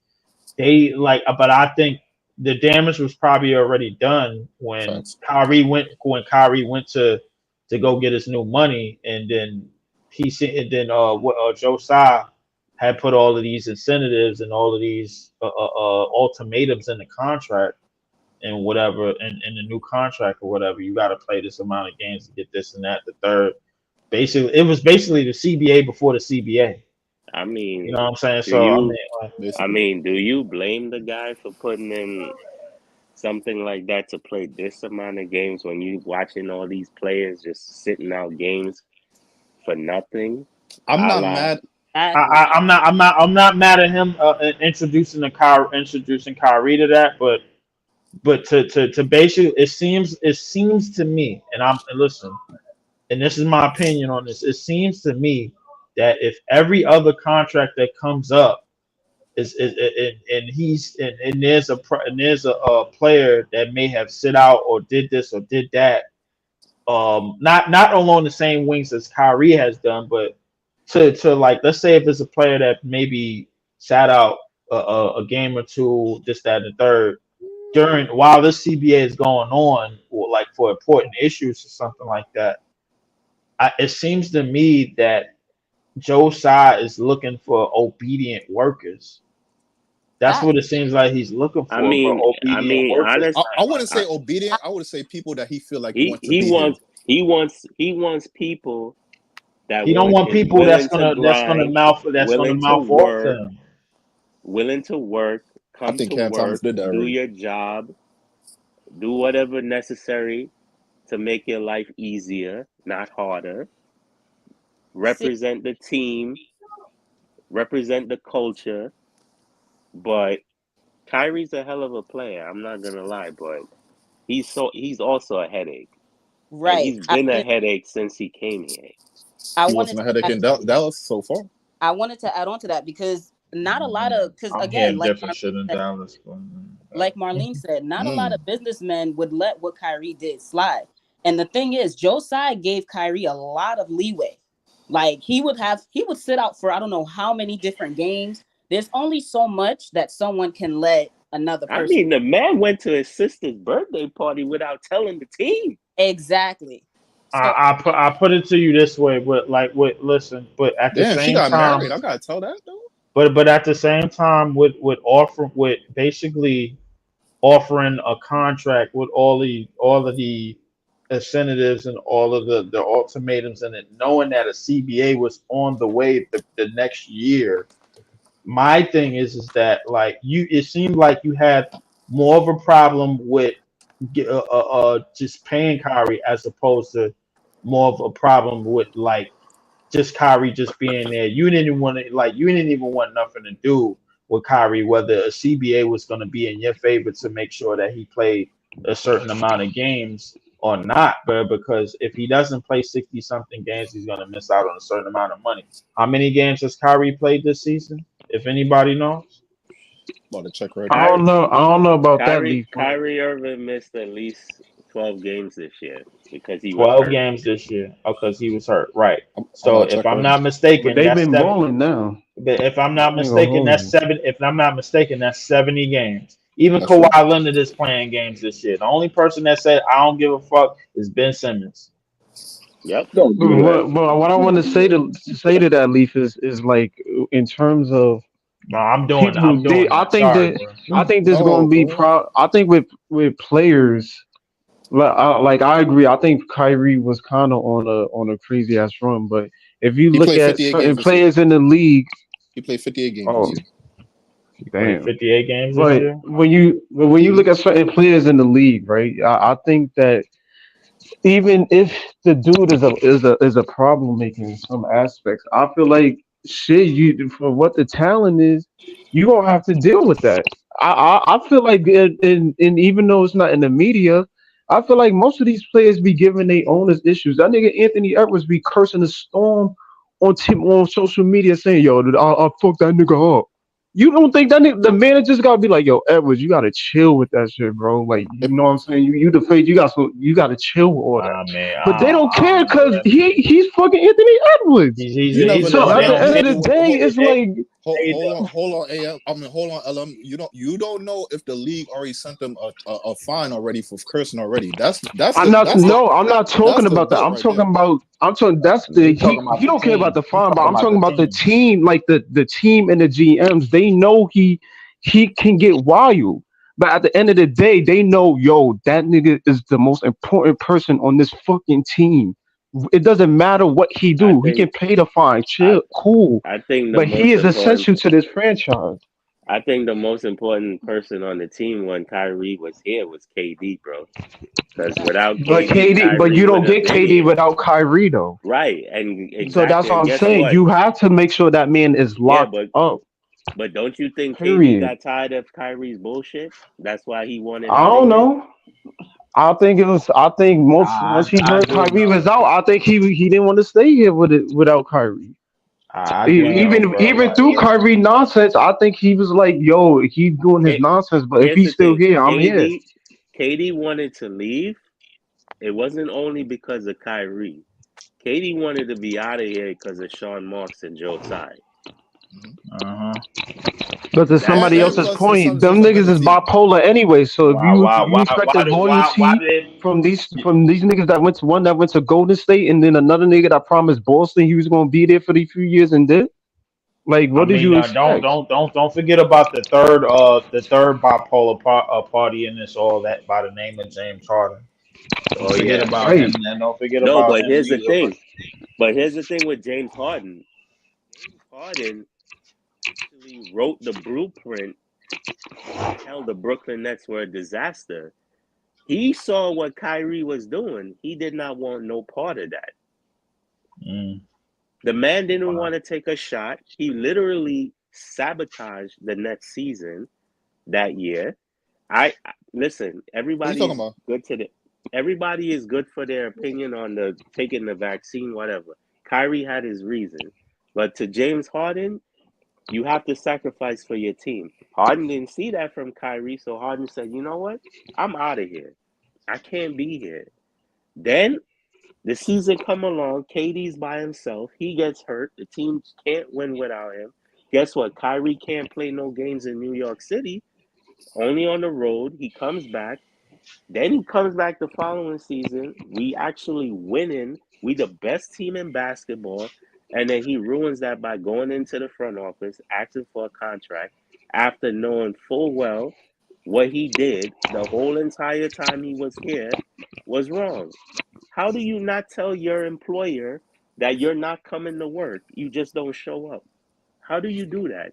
Any one of us do that, we're fired. But I think for Kyrie, when you see a nigga like Ben Simmons getting paid that much money, why not go to the GM and like, yo, I want a contract? But Ben Simmons should have never been on the Brooklyn Nets. Well, that's it. And whose fault? That's Sean Marks' fault. That's Sean Marks' He had to trade Harden for Ben. And he waived the injury report, by the way, too. Exactly. So when you see somebody like Ben getting that bread and knowing what you can bring to the team, why the fuck wouldn't you want to be like, yo, yeah, this nigga getting paid for doing nothing? You know what I bring to the team? Leaf. Seth Curry was injured one month prior to coming to the Brooklyn Nets. My nigga BK in the building, bro. What's good? I still think if you look at the team where we at now and compared to where we could have been and them niggas was still here, bro, I still think you give them niggas the bread, bro. I don't give a fuck about none of that. Listen, shout out to my nigga BK in the building. To me, shout out BK, but listen, all I'm saying is all I'm saying is much that, man. You want what you was gonna say something, BKNY? Are you gonna say anything, The baby? James Harden thing, he wanted 5 years, 252. Sean Marks only wanted to give him 3 years, 161. There was reports out there. Who was the capologist for ESPN? They were saying like Bobby Ryan Marks. Windhorst. Yeah, Bobby, other no, guy. Bobby Marks. Bobby Marks. Bobby Marks. Bobby Marks. He was saying that if you gave James Harden that 5 year 252 would be one of the worst contracts in NBA history because of his age How he and playing? Oh, how's he playing? And he, how he quit on. I mean, he wasn't playing that bad for us, bro. Like, Yeah, but he hurt but his, look he at hurt him his own now, though, hamstring Leaf. by coming into shape. Jesus. Coming to camp out of shape.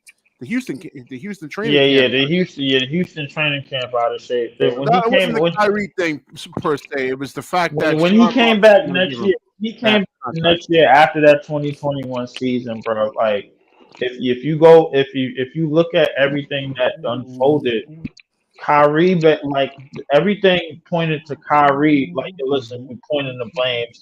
I get sick and tired of running back down memory lane with these three niggas. They left. What's done is done, bro. Like, listen, fuck them. Listen, they somewhere else. Now, I want to ask the whole Two of them niggas got rings somewhere else, bro. Another nigga trying to get a ring somewhere else. I don't care, bro. Like, what's done is done. All I know is this. It's a pile of shit in the middle of the floor. We gotta find a way to clean it up. So the thing That's with what it Kyrie, is. I mean, he wasn't Cleveland Kyrie. I don't know what kind of Kyrie Irving that came to Brooklyn, but it was not Cleveland Irving Kyrie, man. We didn't get that Kyrie Irving. Go watch Cleveland Kyrie and then watch the Nets Kyrie. What You mean the nigga that dropped 50 in this first game with us? Yeah, but I'm saying just go look at Cleveland Kyrie. Don't Kyrie still own the record for most points, bro, and like a certain amount of minutes with our team? No, I agree with that, but I mean, he wasn't like I'm not here to hold up. Wait. He was avoiding contact. I mean, he wasn't like BK. I'm not Kyrie here. both of us, bro. I ain't gonna hold you. BK, hold on. Like, let's listen. I am not here to speak on none of them niggas' talents, bro. Like, the fuck shit that they did on their way on, like, in terms of off the court and being on the way out, bro. Listen, what's done is done. But I will never ever shoot down none of them niggas' talents and what they did on the basketball court while they were here. When they were on the court, they put on. When all three of them niggas was on the court, we was damn good niggas. But hold on, Lee. But to add to that, it's funny because niggas is talking about we need to be competitive against them niggas across the bridge. The river. Why the fuck you getting rid of the two niggas that made it competitive then? if you look at what we at now, you talking about we need money. We got to get the money up. We got to elevate. We need money. It's a business. If you want to be competitive, why get rid of the two people that made it competitive in the first place? They be competitive. They made it a landslide, nigga. Like, come on, bro. Like, when we had was bullying. That shit exactly. Was and if you get Kyrie and you lock him up, them niggas across the bridge can't fuck with us for years. So why try to at least? I get it. He did all the other shit, cool. But if you want to be competitive and let them tangerines across the bridge know y'all never gonna be able to fuck with us, so, lock that nigga. I don't give a fuck about that other shit. Lock that nigga up. This is why I said ego got involved when it comes to Joe Tsai, because he forgot not only what market that he was in, but he forgot the bottom line of playing in a market like this is to bring in fans, bro. Like, Leaf is 1,000% right. Kyrie, that KD, Kyrie, and James Harden was bringing in when Joe Tsai chose a general manager over a superstar player. I mean, Kevin Durant. He fired. I'm like, how you choose a lousy general manager? He's not that great of a general manager over not one, not two, but three superstar players. Nah, Harden wanted to get out regardless of the fact, bro. Yeah, Harden wanted to leave. Yeah, Harden wanted to leave to go to Philly anyway. Man, listen, look, you pay that nigga, bro. Listen, why? Can somebody tell me how is it that? Can somebody tell me it's been 5 years? It's been 5 years, exactly 5 years, almost to the day when the Toronto Raptors won the championship, and Kawhi Leonard overnight somehow managed to bring him and PG over there, and they still over there to this day. But you know why? Because they didn't have an incompetent owner and an incompetent GM that said, "Man, f this, man. Like we look, we ain't, Or leave. Somebody made a good point. I think it was Jay last pod where Kobe wanted out, and them niggas told him, "Fuck no, we giving you Pau Gasol and whatever it is, we gonna work with that." They didn't trade Kobe when he was like, "Yo, I want out, man. I can't deal with this shit no more." Okay, cool. We gonna get you some help, but nigga, you staying here. No, I but don't know what the fuck you think you James going. Harden like flat out quit on the team, man. I mean, that Sacramento game, He didn't he want to just play at quit. all. I don't care about James Harden. Cool. I wanted Kyrie and KD locked up. Whatever James, Harden happened with Harden, that's Yeah, Thing cool. is, Whatever. James Harden found out that he wasn't getting no bread, bro. That's why he didn't quit, bro. nah, Like, he was getting a max, bro. They was playing fine. No. So no, listen. These are the facts, man. He wanted 5 years, 252. Sean Marks only wanted to give him 3 years, $161 million, man. And that was the After most. that, that's when James Harden really went out. He But let started me like, ask y'all a question. Now, James Harden, where he's at right now, you don't think he would have hit that bread if he would have knew what the fuck he was going on? He say never that got again. offered that much bread ever again in his life. He would have took that bread, but he was just checked out, bro. He really wanted to go down the block to Philly, and he was like you, and there was nobody there to be.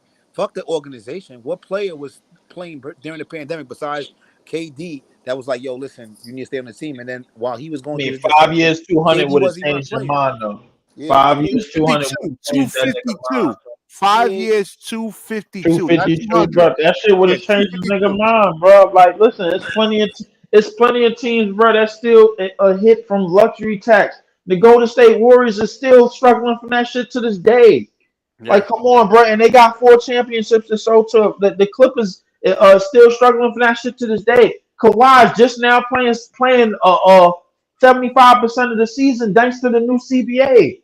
The CBA was coming, bro. Like they signed off on the shit. The owners got what they wanted. All these niggas had to do was realize that they was in a market where they needed to compete it. And Joe Tsai lost win of that. He let his ego get the best of him, bro. That's what happened. That's what Absolutely, happened. man. and I think it was a buildup with Kyrie also. They was tired of all his shit, so they was like, you know what, this your contract coming. They wanted to give him stipulations to try to kick him back in his ass for what he did, and he wasn't with that shit. He stood on business, so we can't get mad at that for a nigga wanting to get paid, though. You know what I mean?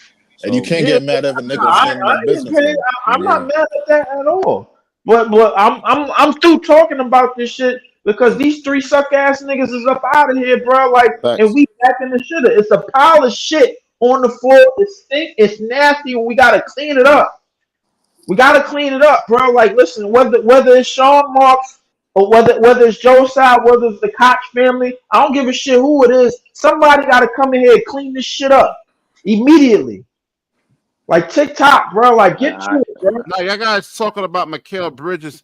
You know, when he traded Kevin Durant, you know, because of Joe Tsai, and Danielle is actually saying it's a lazy take. It's not. I mean, I don't think we're gonna really get anybody that actually wants to really come over here and play, man. You know, and I wouldn't be surprised if Mikal Bridges actually really wants to leave, because you look at I mean, Joe Tsai, you look at the Knicks for so many years. Remember James Dolan, guys, and how bad he was, and Dolan is still there. He just moved out the way because he saw what he seen what was going on.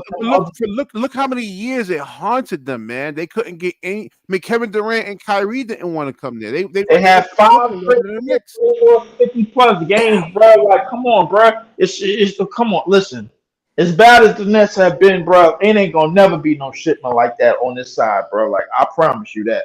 But listen, here's the thing, bro. Like, the thing is, I just wanted the direction. What direction are we going? Are we going in the direction of youth and upside and all these young players? They don't want that. They want to go the star route. They want to win now. What fucking stars out there? You just gave up 3 stars in the past. Agency is horrible. You got DeJounte Murray. Top 75 players they gave away. DeJounte Murray is not a star, bro. DeJounte Murray is not a star, bro. Let's stop that too. Stop! Now, we traded 3 stars in the past 3 trade deadlines.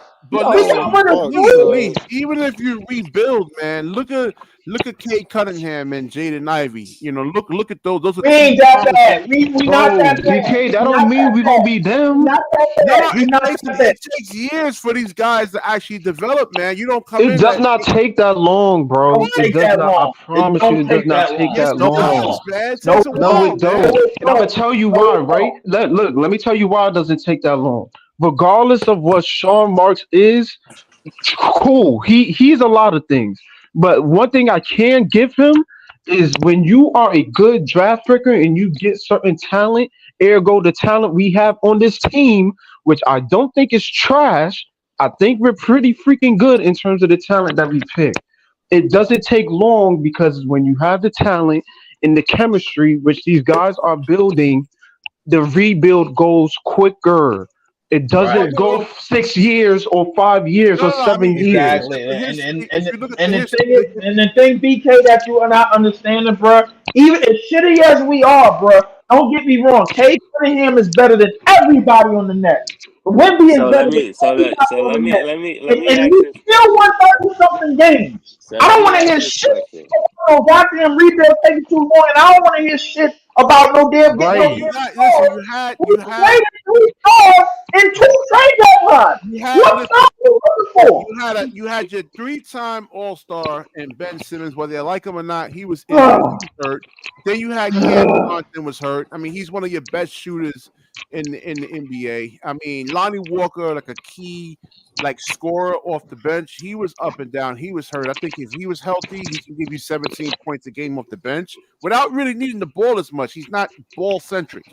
So I mean, there was a lot of injuries, bad You're not coaching. wrong. You're not wrong, BK. But what I'm saying is, even this season, regardless if you like it or not, 3 games or not, we was above 500 at some point. The only reason why we lost these games is because of that ball head dude that was in charge of the freaking I team just said who that couldn't guy have no played. damn Yeah, I mean, 'cause I would rotation. have listen. I would have put Clowney in. I was, made videos about this back in November and early December. Get Clowney in there. We need Exactly. spacing. We need Yeah. spacing.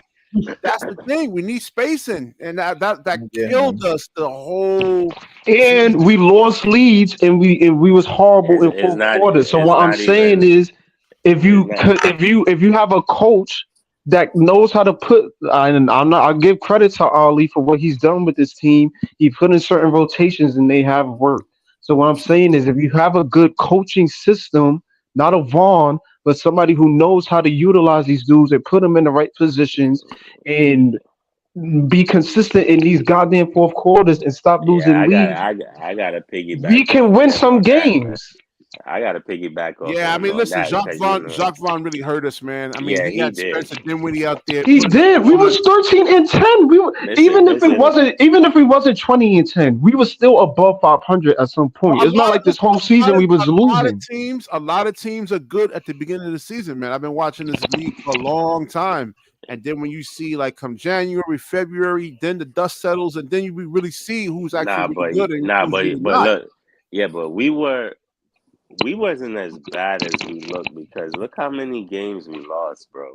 We No, no, lost no. the Right. Clipper It was game. because of We Jacques lost the These Vaughn were didn't Clipper make any game. it's We right. adjustments. And lost have my we and lost we lost Miami. We lost Miami. We lost Minnesota. Damn near we Charlotte, lost Charlotte. We lost the Portland. Cleveland game, the Dallas game. There was so many games at the Nets. If they win those games, oh, by the way, we tanked the Milwaukee game. If we Right. win those games, we're not talking about the Nets not making the playoffs. They would have Exactly. probably been in the playoffs. You know what game that Exactly. really hurt me the most? That really killed my spirit? Is that game against the Clippers. We were beating Exactly. them, and look how we lost that game. We Exactly. You want to know those why Chicago and Atlanta is still in the play-in, regardless of them having trash records? Win totals. They got the games that they were supposed to win, which is why, even though they're not above 500, and look they're at still in the play-in because they look at won the their worst thing games. about it. Look at the worst thing about that, bro.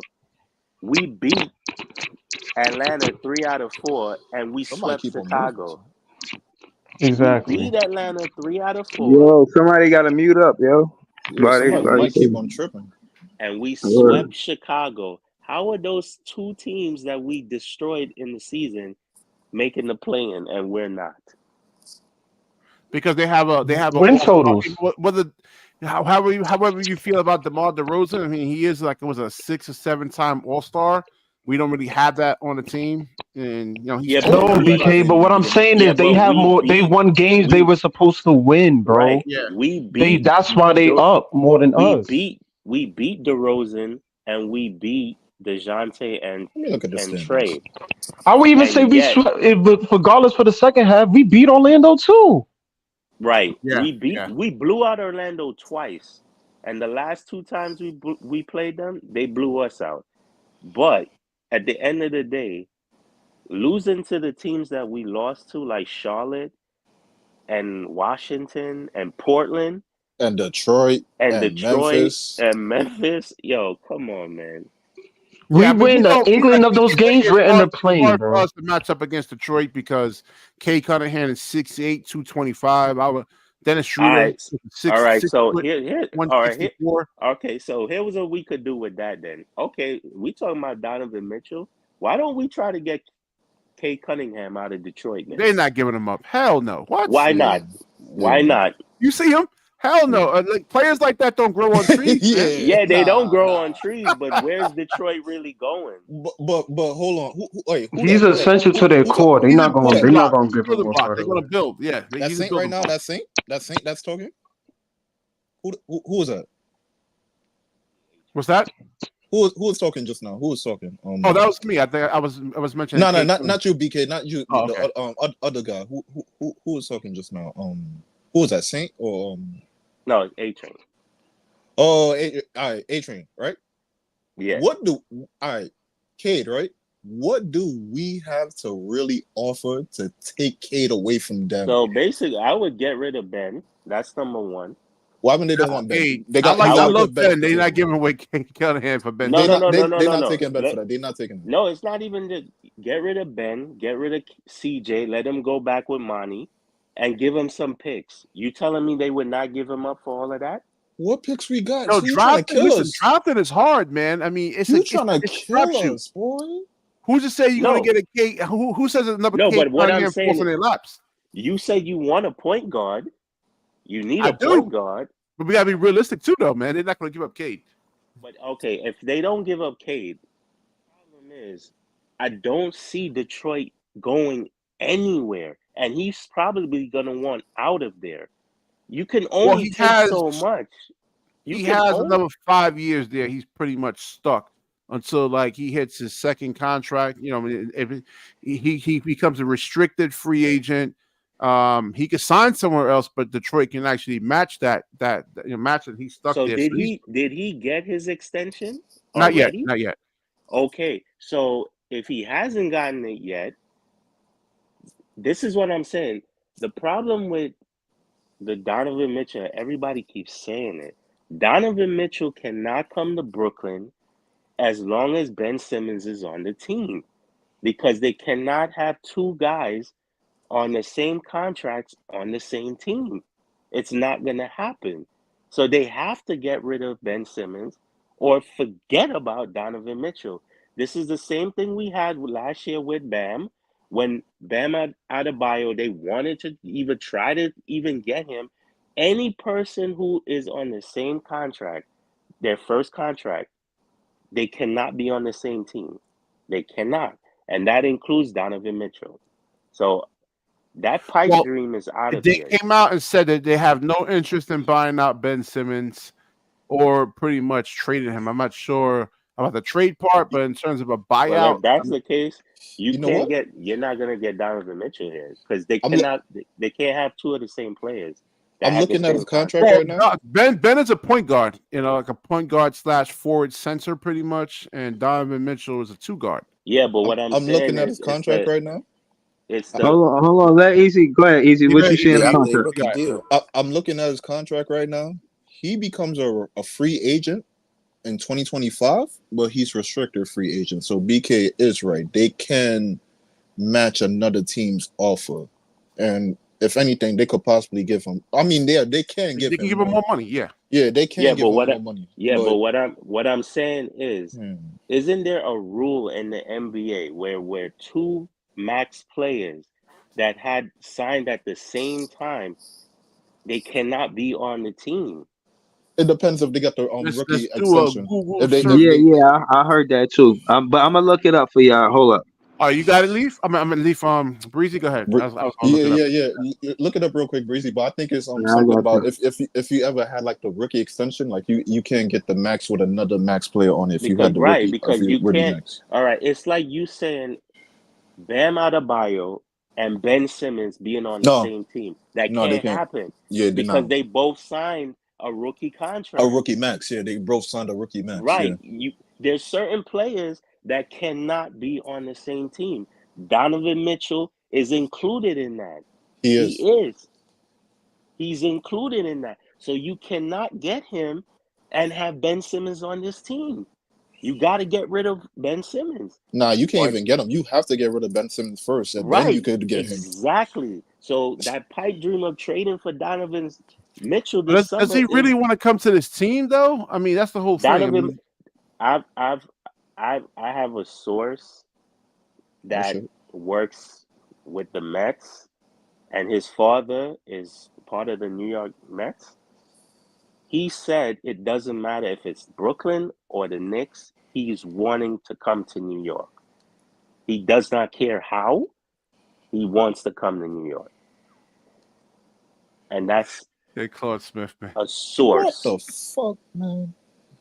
So it doesn't Oh, matter. that's crazy, Claude. It doesn't matter where he goes, Knicks or Brooklyn. He wants to come to New York. Oh, nah, man.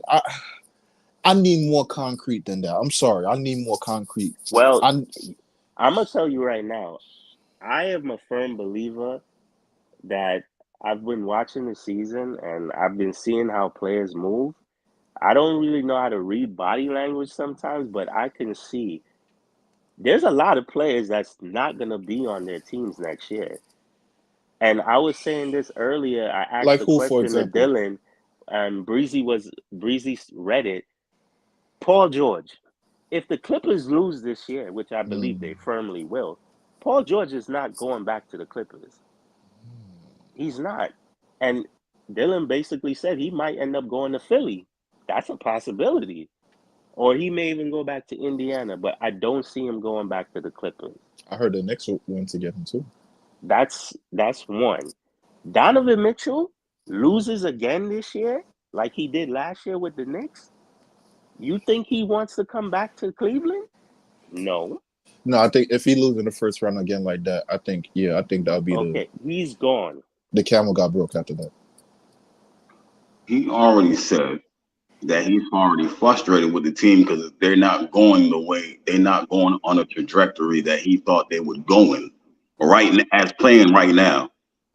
So he already frustrated with the team the way it is. You know what I mean? You don't think if they make it to like a second round or a conference final that might change his mind? Who? No. Spider. Nope. No. Conference finals, bro? No. It's Cleveland. You haven't been to Cleveland? It's Cleveland. I've been there a billion times, man. It's Cleveland compared to New York, man. No, I get y'all, bro. All right, I get y'all on leaving Cleveland. Like, I could see that point, right? I can't see the point of him just wanting to come to Brooklyn. His Can't see that point. Coming to Brooklyn is just him coming where he wants to go. He If wants he to come come to on the New Knicks York. or he come from Brooklyn, he wants to be in New York. Period. He At the end of wants the to day, be in New York. where he hooping, it's got to be in New York for him. It doesn't matter if they could win a goddamn championship. He doesn't want to be Let in me that tell you state something. anymore. That's the end of the If you story. ever watch Donovan Mitchell's movements over the last few seasons, every single year when the season is over, he's either at a goddamn Mets game where his dad works, and he makes it known by staying in New York over the summer. He wants to be in New York. Period. It doesn't matter what team he goes to, he wants to be here. Yeah, that's why I mean player development for teams like Cleveland, a lot of these small market teams is so critical, man. It's so critical because a lot of stars, really, really don't want to be there, man. They don't. You think Donovan But Mitchell say if wanted he to go don't to come here, Cleveland? what You think he if he wanted don't to go come to here? Cleveland? What did the Knicks got to give him? I mean, what did the Knicks They got to gotta get in pay. They return? gotta pay OG Ananobi. They gotta pay him. I don't know if they even have the resources to really get To him be via trade. to be honest though, I think let me look up his contract. I think his contract about to expire. So if anything, you could just let his contract like really play out, and then he could just walk right to you. I So mean, he JP could do actually that. said that two max contract, rookie contract, has been changed by the NBA this season. So that's So they changed it. yeah. So it wasn't like that last season. So Nope. why was it? I believe this year. Oh, he's a free agent in 2026. Right. So that's two. That's one more season. That's 2 more seasons. 2 more seasons, actually. Yeah. 2 more. Well, But I hold don't on. know if we But all can right, get him though. with that right there now. All right, with that right there. Let me roll with y'all premise now. I'm gonna jump on this spider train with y'all, my nigga. All right, let me roll with this premise, right? So if we have to get him, all right, they're gonna want draft capital back to build up out of draft because we don't really have players to like really like give them other than like Mikal. All right, they're gonna want some draft capital back. What do we got to offer them? well, if we get Donovan Mitchell, one of the ways we probably get him if he comes to Brooklyn, I'm not sure. He probably going to want Mikal Bridges here. So Mikal Bridges Mikal can't be Bridges, part of that trade. Mikal Bridges is like 1A, 1B, our strongest trade asset. But Mikal Bridges and Donovan Mitchell are good friends. You're not getting Bridges and thinking Donovan gonna come here and he's gone. That's that's You don't, you're nigga. not Bridges doing is Hold it. on, friends hold with on, hold on, You're everybody. not doing hold it. on. You're not doing that, bro. But Esco, look at how Cleveland is set up right now. Mikal fits in like a glove on the starting fucking three. You don't think they're gonna ask for him? No, they're more going to ask for Cam Thomas. Because you gotta look at what they're losing. That's 1B Look right at there. what they're That's But what I'm that's saying. losing. 1A, 1B. That's 1B but right that there. but I think even asking for Cam Thomas is an L in itself. Because if you asking for Cam Yeah, Thomas and he taking Donovan Mitchell's spot, you got the same thing you've had with Donovan Mitchell. I Yeah, If you really the want to thing think is, about it, so but how's that LM, moving the needle? no, but LM, here the thing, right? You about to lose a superstar because he's basically telling you he about to walk out the door. He's not re-signing with you, so you got to get something back. I would rather get a young star, even if it's similar like him. I'll get a young star back with another asset, like another player, maybe two more, if trust me, anything, Cleveland, and then if I'll get Cleveland was, draft capital back. Now if I can see Cleveland other But I was wouldn't rotations. using ask for Cam, Cam because you already have a Darius Garland. So if yeah, but anything, I would want more wing defenders to surround Darius Garland who can also shoot the three. well, Not two short dudes in the backcourt again. the thing is, if Donovan Mitchell wants to come to Brooklyn, Mikal Bridges has to be on this team. I don't think because Mikel's on here that he automatically comes though. I But get what y'all saying but that the friendship thing, but I don't think that's like But Let y'all me. just an told automatic lock. but y'all just told me he want to be in New York. He Period. wants to be in New Period. York. I'm telling you, if So Donovan Mitchell wants to be here, Mikal Bridges has to be on the team. They probably would have to trade Cam Thomas. Cleveland would have to take Cam Thomas because why would you not want a rising star? You're gonna let the dude walk anyway. He's not gonna re-sign with you guys, so you're gonna lose him for nothing. He has all the leverage. He doesn't have to re-sign with you guys. And now, if you go into your last season with him, knowing full well he's not going to resign with you, then what? You got to find somebody to trade to take him. And wherever you trade him, he probably going to tell that organization, I'm not going to resign with you. So why would you trade anybody for him? His main purpose is to be in New York, period. For what I heard, Dylan said, because shout out to Dylan, he said it might not even be Cam Thomas in the trade. It might be Dayron. Because if they Right. want, if due to Cam Thomas being elevating what he is, the nigga put pressure on the front office. Regardless if he here or not, they probably might be looking at a backcourt duo with Cam Thomas and Donovan and Mikal. So But if why they would got to be the sacrificial but lamb, here why he might go. but why would they need Dayron when they have Nah, Mobley Cam's and yeah, Allen? maybe. They got Mobley and Allen, so that's like I mean, they can come off the bench. They need. I feel like they can be a. They need a rebounder when those one of those two them go out. dudes is gonna be a Dayron bunch of can. centers then. Because they're gonna have like three big guys on the team. Where you shooting Well, guards from? Mobley. Well, I don't know about Allen, but Mobley can stretch it out. He's more so a two-way stretch. So if they worried about shooting, they got that in Mobley already. I think what they issue is why have two? Why run the same scenario when you have two short dudes in the backcourt again? You got somebody in Garland who can score already. So you got to surround him, like we said with Cam Thomas. If you're building around Cam Thomas, What you got to surround somebody like that with 3 and D wings. If yo that's the case, and you got Amani Bates, who so if Amani Bates is in your future, who's 6'9", 6'10", he can get a bucket, whatever the case may be. Why not put more energy towards him getting in the so rotation and He's possibly 6'9"? getting that starter what role? Yeah, he's 6'9", 6'10". Yeah, he's what slow as Oh hell. shit. what Something like that. Yeah, damn. any of y'all Breezy whoever what is What up? Donovan Mitchell's contract right now? It's Uh, ridiculous. I What got you right now. I got it. what is it What? worth? Because Easy, No, no, know go no, ahead. no. I got you right now. I you got know it pulled up. why? Can it Well, match with Cam Oh, Johnson's contract?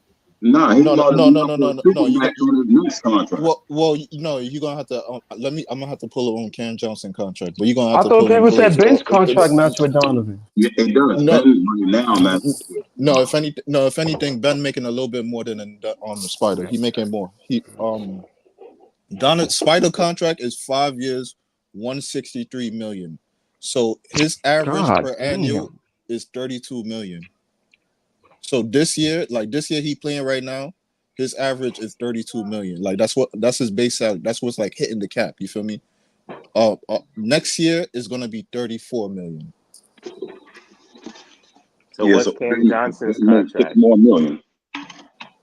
What you said, Esco? Ben makes 6 more million. Ben at Yeah, 40. I think Ben is at Yeah, 40. I think yeah. Ben Simmons' contract the last year, every year going to the last year, it got higher. So this year he's making the most money out of all the previous years. Let me pull up Cam Johnson contract. But I think Cam Johnson so goes down. so This hold year, on. I like that, but again, contracts match, but they Real gotta quick, want the player too, and we gotta find a player that fits us too. I think Sean Marks need to get strong in negotiating where we get back what we want, regardless of what the trade look like. But go ahead, Easy. I was listening to what you saying. so Cam Johnson with us, he signed a 4-year, 94.5 million contract. so that's The about So the average on every year is 23 million. 23.625, but like 23, basically call it 23 million. If you want to round it to 24, cool, but 23 million. So with that contract, you still got to throw in another player if you want to that would trade for Spider. that would be I would say like what's the thing said, it probably would have to be Dayron. Go ahead, yeah. I'm getting into the contracts with y'all. So y'all talking about Cam Johnson contract. This is what it looked like for the next 4 seasons. Because I don't know. I think the So way they just let me structured know Cam what player Johnson, y'all want me to pick, and then I'll you know what I mean. We'll look at their I contracts. think the way they structured Cam Johnson's contract is they can actually come out of it the second year or something like that without a real like His, I believe that's how they set it up. Like his contract goes backwards. It doesn't get higher. It gets lower as the years go on. Yeah, so his this year contract. he's making the most money. The last year his contract he made 22. But by then, you know, teams that's an expiring contract. Teams wouldn't affect nothing. So I see they kind of made it a trade friendly contract. But again, I feel like if you're gonna pay this guy, you gotta pay Claxton. You just have to. I know BK and Wild Hoops feel a different way, but you know. Hell no, man. How much you gonna pay Claxton? How much you paying? Why you have to pay Claxton, Breezy? Because you paid Joe Harris, you paid 100 mil. Hold on, you paid Joe Harris, you paid everybody that you paid didn't do right by you. And from what you can see, you need somebody like Clax prototype wise. They ain't got players just like replacing Clax like that. And I hear y'all say that, and I went to the free agency for next season to see what his competition is, and it ain't a lot. Even if you could say this one or that one, for us to get that one or this one, how much you think we got to pay them? So you might as well pay a draft pick. That's where he going wrong. He paying one of ready. Well, ready to I mean, pay all can you these guys honestly that's say? Can you draft look at all the top centers and good centers around the NBA, then look at Claxton from an offensive perspective, and say, "Hey, I want to pay Claxton." Just look at Sengun. I mean, But BK, what he's saying is most of these dudes is not going to be available. They locked up. It's So not. what choice do you have other than trying to pay Claxton? If he could provide some spacing, I mean, you saw the difference between when Clowney's out there versus Claxton out there. I mean, in the Sacramento game, you had Domantas Sabonis actually coming up and trying to contest, try to keep Clowney from shooting. But then when you have Claxton in there, Sabonis can actually drop back and doesn't really have to play any kind of defense or anything like that. So defense, like these guys having to play defense puts a lot of, extra wear and tear on them, and it can actually hinder their offensive game. You need a big man that can shoot like a Joel Embiid type big man. Yeah, well, that's hard, man. I mean, that's hard. Oh God, damn, Joel Embiid. Yeah, that's. I mean, Clowney's one dimensional right now. I mean, his strength right now. What I'm saying is, if you have a big man that can actually shoot outside instead of being inside them all the time, that's gonna put pressure on any Hold defense. on. He said Clowney one dimensional. What you meant by that? No, his strength is his shooting. In terms of like. Nah, that's. Hold on. I just want to say I seen him put offensively. No, I'm talking offensively. No, he can put the ball down. He can put the ball down. Let me say this, Ivan. Let me say this. I seen him put the ball on the floor down better than DFS and better than CJ. I seen again, and I'm only saying that to say, far as offense creation, he can utilize his pump fake and put the ball on the floor, 1-2 dribble, get into the basket. We haven't seen that yet on a consistent basis. He don't have the 1-2 that's part dribble. of his game, BK. Hold on. That's what I'm saying is he didn't develop the 1-2 dribble pull up midi, but he do 1-2 dribble get to the basket. So I'm saying that to say that makes him at least 2-dimensional. He's not 3-dimensional, but he's not 1-dimensional. And I want to say this too. Hold on, BK Hoops, before you continue. Hold on. BK Hoops, he literally did that last game, bro. He didn't make no threes last game. His 10 points came from lob putbacks and putting the ball on the floor. That's where all his points came from. So basically, to explain his game the way Breezy did, if he has a pump fake, he's gonna go around. It has to be a line drive. If he gets a line drive to the basket, he's either gonna dunk it or lay it up. You know what I mean? He can get to the rim. All right, but let's say Joel Embiid or Giannis is there waiting for him. I mean, that's where the mid-range shot has to actually happen right there for him. So let's see if he can actually do that on a consistent basis. I don't know what I was just looking at. My bad. BK I had to make a phone call. BK Hoops, the thing is, bro, when you say this, you always got to take in mind that everybody got strengths and weaknesses to their game. So, his strength is that Clowney's strength that he can space the floor. Claxton's strengths that he can run down the court, bro. And a lot of centers can't do that. And he can play for the most part 1 through 5. Defense. I mean, Claxton. But Claxton is dependent on a speed matchup 9 times out of 10 because he can't move around most of the centers in the league to begin with. Exactly. So that's the reality of it. Like, so if you hold on. Let's get to Let's get to the reality. This is the list that Claxton is supposed to be. Can't move around with these centers. Let's talk about these centers that y'all got in front of Clax, because the damn sure ain't Damian Jones. Is it Mo Bamba? Is it Luke Cornett? No. You got to go all the way up to top of the list. Okay, Like, let's go to let's go to the top of the list. The top of the list. Valanciunas. Yeah, Valanciunas is definitely ahead of him. The reason being, all right, hold on. He in his 12th year. We will have to pay him too. So we will have to pay Valanciunas. He's going to be a free agent. I pull up all of the centers that's going to be free agents next year. This is Claxton competition on why we should not sign him. And who's even available to be better than him for us to sign him over Clax. Clax is. Oh, you already know the name I'm about to say. Breezy cooking. No, but let him go. Hold on. Listen. That draft signing is different from when we don't have a draft pick. Ain't that guy you talking about, Zack Edey? He's not just any old body that you just found a diamond in a rough. He's the number one guy on his team. Put in 4 years. He's well known in the NCAA. He just come on, but he ain't being taken seriously. He ain't being taken seriously as a pick. Second round pick. Listen. Even if he a second round pick, it's a pick that we don't have as a Nets franchise. But this most of the second round picks don't get signed. How is he competition for Nic Claxton when we don't for the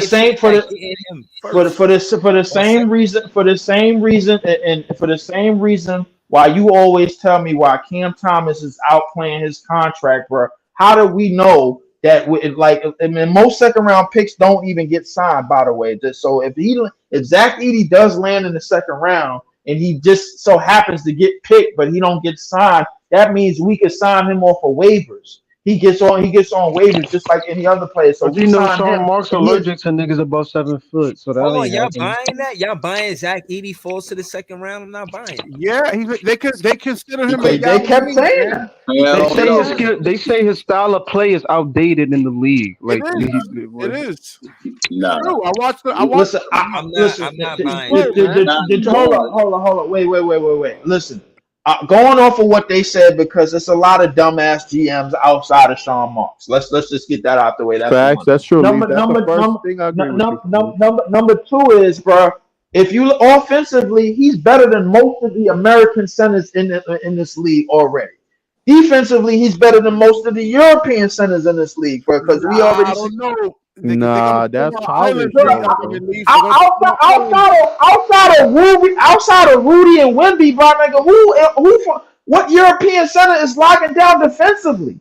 Not Joker, not Sengun, not Valanciunas, not Sabonis. Ain't none of them niggas solidified defensively. None of them. The 90s. I mean, bro, 7 foot makes them defensive, bro. They just got to be 7 foot. I can argue offense is even more important than defense, man. I mean, offensively, he's better than every center, bro, that we done had in the past 6 years since Brook Lopez. He better than offensively. He's already better than every center that we had since Brook Lopez. We're not debating that. I'm saying the how part, bro. That's the how part. I already told you, bro. If he falls in the second. Most second round picks don't get signed. So right, but that don't mean we gonna sign him. That means we got. Did you know Sean Marks is allergic to centers above 7 feet? That means we got a chance to sign him if the center position is vacant. Listen, I go back to what Dylan was saying earlier, bro, on the earlier podcast on the show, because I listened. But the thing about Claxton is we got to remember that he's 24. If we're not valuing a serious contentionship, bro, like with this team going forward, he not going. Why is this nigga going to waste all of his good years and all of his good 20s years, bro, re-signing with us? Why is he going to do that? That was the most valid question on that show earlier, Breeze. That was a good podcast that you did with Next. But the thing is, where is hold on.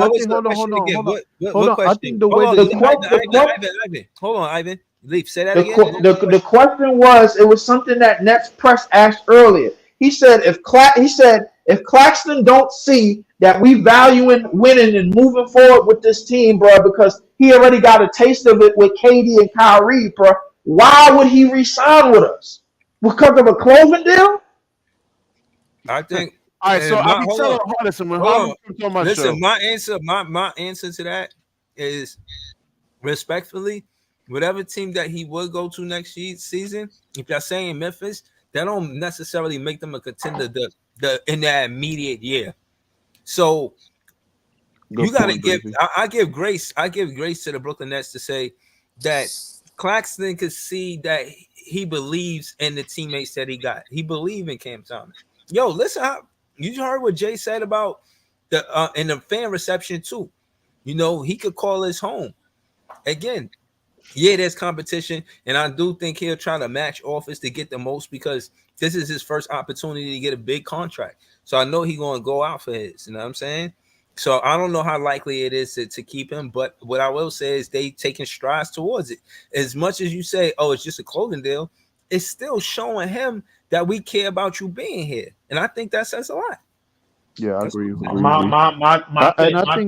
I think too when it goes to like, yo, what else would Claxton fit in? Because I think we could develop something with him since he's been one of our tender players. Like the thing is, I already gave you plenty of teams where Claxton fit in, bro. Claxton fit in. The first team he fit in with easily is Memphis, bro, because they got Ja Morant coming back, and Ja Morant liked to get up the court and fly up the court, and he's one of them up-tempo point guards, which we do not have, by the way, bro. And he's playing alongside another shot blocker. You really think Ja Morant's gonna make Claxton better, bro? I disagree. I disagree. I watch Ja. I disagree. Easily. I disagree. Why you disagree? He already played downhill. Wait, hold on, Leaf. Why you disagree, bro? Because first of all, in the half court set, Ja's not all of a good shooter the way people make now. On like when he's driving down the paint, nobody's stopping Ja. But he's not. First of all, he's not all that good a 3-point shooter. And what I see so far, I don't see. But the thing is, he has a lob threat now, bro. Now it's not gonna make no difference, bro. It is gonna make that difference because when Ja Morant is driving the lane, bro, like And I can speak on it. I actually watch Ja too. I can watch. Ja is unguardable, going downhill, but he's not gonna make no center better. Time out. We're talking about Ja Morant. If he's going to the basket, listen, he's gonna get defenders to commit. That's gonna lead. It's still not gonna make no. How does that help us? How does that help us? Thank you. Like, how does it help us with Claxton leaving? How does that help us? But if it helps, look at the record, Breezy. I mean, it don't help us. He's played a large amount of games now. Here's the thing. If Claxton leaves, bro, now we need a center. That's where the Zack Edey shit come in. Hell no, I'm watching him right now, man. He's too slow. They compare him to. He ain't no damn slow. Stop that shit, bro. Like, barely run the floor, man. I'm just watching him, man. He's playing in a system, bro. That's college. Yo, I haven't heard Iceman speak. What's up, Ice? Yo, what's good, son? What's good, yo? Yo, Iceman. What's up with the Iceman? Yo, they going at it about Zack Edey. Who else watched college ball? Because that's only two opinions about Zack. That nigga's a monster. Hold on. I got a question for the panel. College ball. Who else? Iceman. You watch college ball? Yeah. I've been watching Edey. The thing is, this draft is the worst ever. So he's gonna get drafted in the first round, bro. Somebody's gonna get him, man. I mean, but are they gonna sign him? It's the question. Yeah, that's the thing, man. Because I think his comparisons, they have him as a bigger Ivica Zubac, some Boban That's a good comparison. Zubac is a good comparison to Zack Edey. I think that's Zack Edey potential right there. Zubac. My concern is mobility. That's a good comparison. That's not a good comparison, bro. Defensively, he way better than them niggas. Bro, Zubac probably do the same thing even played in college, bro. They the same. Zubac they say Yao Ming, because he's slower than Yao Ming, actually has more foot speed than him. So that's saying that's a lie. That's a fucking lie. That's a motherfucking lie. He's Zubac, son. He's Zubac. Bro, y'all gotta stop listening to shit, bro. Use your fucking eyes, bro. That nigga is dominant. Zubac was dominant too. All right. Hold on. I'm gonna ask you the same thing, Leaf. I asked Harlem. Is there a difference playing against 15-year-olds and Division I players? You as a person. But he been playing with Division One players for you 4 years. You go out there, you play basketball. Right. You can bust 13, 14-year-olds ass, but then you're gonna start playing Division One athletes. That's not gonna work out well for you unless you're like in top-notch condition. Top-notch condition. I understand that, but in the case in the case of a nigga that's 7'4", 300 pounds, bro, there is no goddamn competition. How many niggas is this height? Are you kidding? Yo, BK Hoops, you need to come back to bring your panel. You making sense. You making sense. Hold on. Let me ask this. You making sense. BK Hoop is in his bag right now. Hold on, y'all. Hold on. BK cooking, yo. I'm telling you, niggas is cooking tonight. Hold on. Let's get to the next part on this Zack Edey conversation. In an 82 game season, because we all know college don't play as much as the pros. Right. How many games do you see him playing? Because he's 7'4" and 300-something pounds. How many regular season games do you think he can play? Because you got to be conditioned for that. You know what I'm saying? What I'm trying to listen. No. But hold on. We're gonna hear from Leaf, and then we're gonna hear from BK and Wild Hoops. Because all I'm gonna tell y'all niggas is that I'm gonna start off. All I'm gonna tell y'all niggas is how many minutes per game is Wemby playing right now? Just to let y'all know, bro. I'm gonna answer that real quick. He ain't even playing over 30 minutes. Yeah, I think like he's playing 29 minutes a game, bro. Them niggas don't play him like that. Pop don't play him like that, and them niggas still putting up the numbers that he putting up, bro. Niggas is effective, bro. Because the center position, number one pick, bro. Wemby, bro, you using Wemby as an example, bro? You can't do that, nigga. Come on, man. Stop. No. Y'all heard Wemby, bro, and y'all didn't mention, and y'all didn't tune y'all ears into the question that Breezy asked when he said in terms how many games is he playing. I'm delegating that down to minutes because we're playing 20-something minutes a game, bro. For 70 games a year, bro. Come on. How much wear and tear is that really? It's a lot, man, because he has to play a lot of perimeter. They're gonna put even like Valanciunas right now. He only plays less than 30 minutes because they hide niggas. They hide niggas on defense for that, bro. Like that's believe you gotta understand, right? Hold on. So we're not just going back and forth. I want to add context to the conversation. When I look at Zack Edey's stats, he played 39 games. He played 32 minutes for 39 games. That's impressive.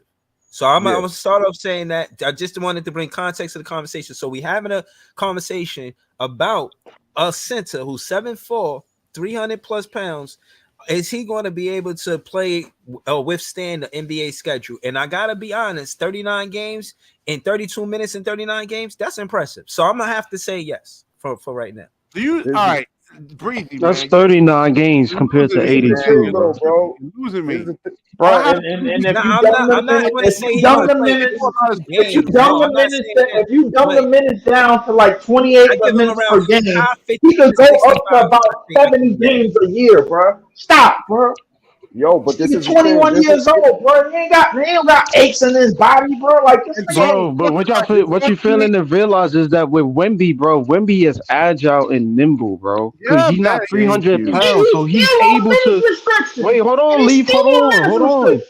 300 pounds in a league where it's spacing and the big is not able to just sit in the paint anymore, bro. They got to move around now. Yeah, man. This thing back in the 2000s. I understand that, bro. No, because y'all every time I talk about like a big man, y'all go straight to that, bro. Like y'all acting like Jokic chasing niggas around on the fucking perimeter all day. He's not doing that. Stop acting like that. Y'all acting like Jokic and Joel is chasing niggas around on the perimeter. They not doing that. It's a fast-paced game, man.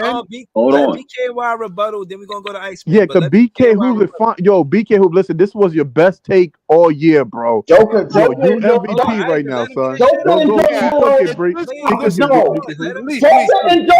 is not taking let BK go. Let BK Hoop, this is your best take. Keep going, brother. I mean, his style is more for the 90s era. compared to this era, man. They said the same thing about Joker and Joel. Bro, let him finish. Let him get his take off. Joel is on the perimeter too, by the way. Oh my goodness. Not playing defense. You gotta see that on the NBA level. They will target him, man. They will get him switched on to either a stretch big or he'll get switched on to like a Ja Morant, a Jamal Murray. We got a lot of stretch bigs in the NBA right now, man. Do you actually see him scrambling and try to chase these guys off the line on switches, man? Because Joker and Joel don't do that. Are they chasing niggas off the 3-point line? Hell no. Chasing people on the fast break. Y'all overthinking it, right?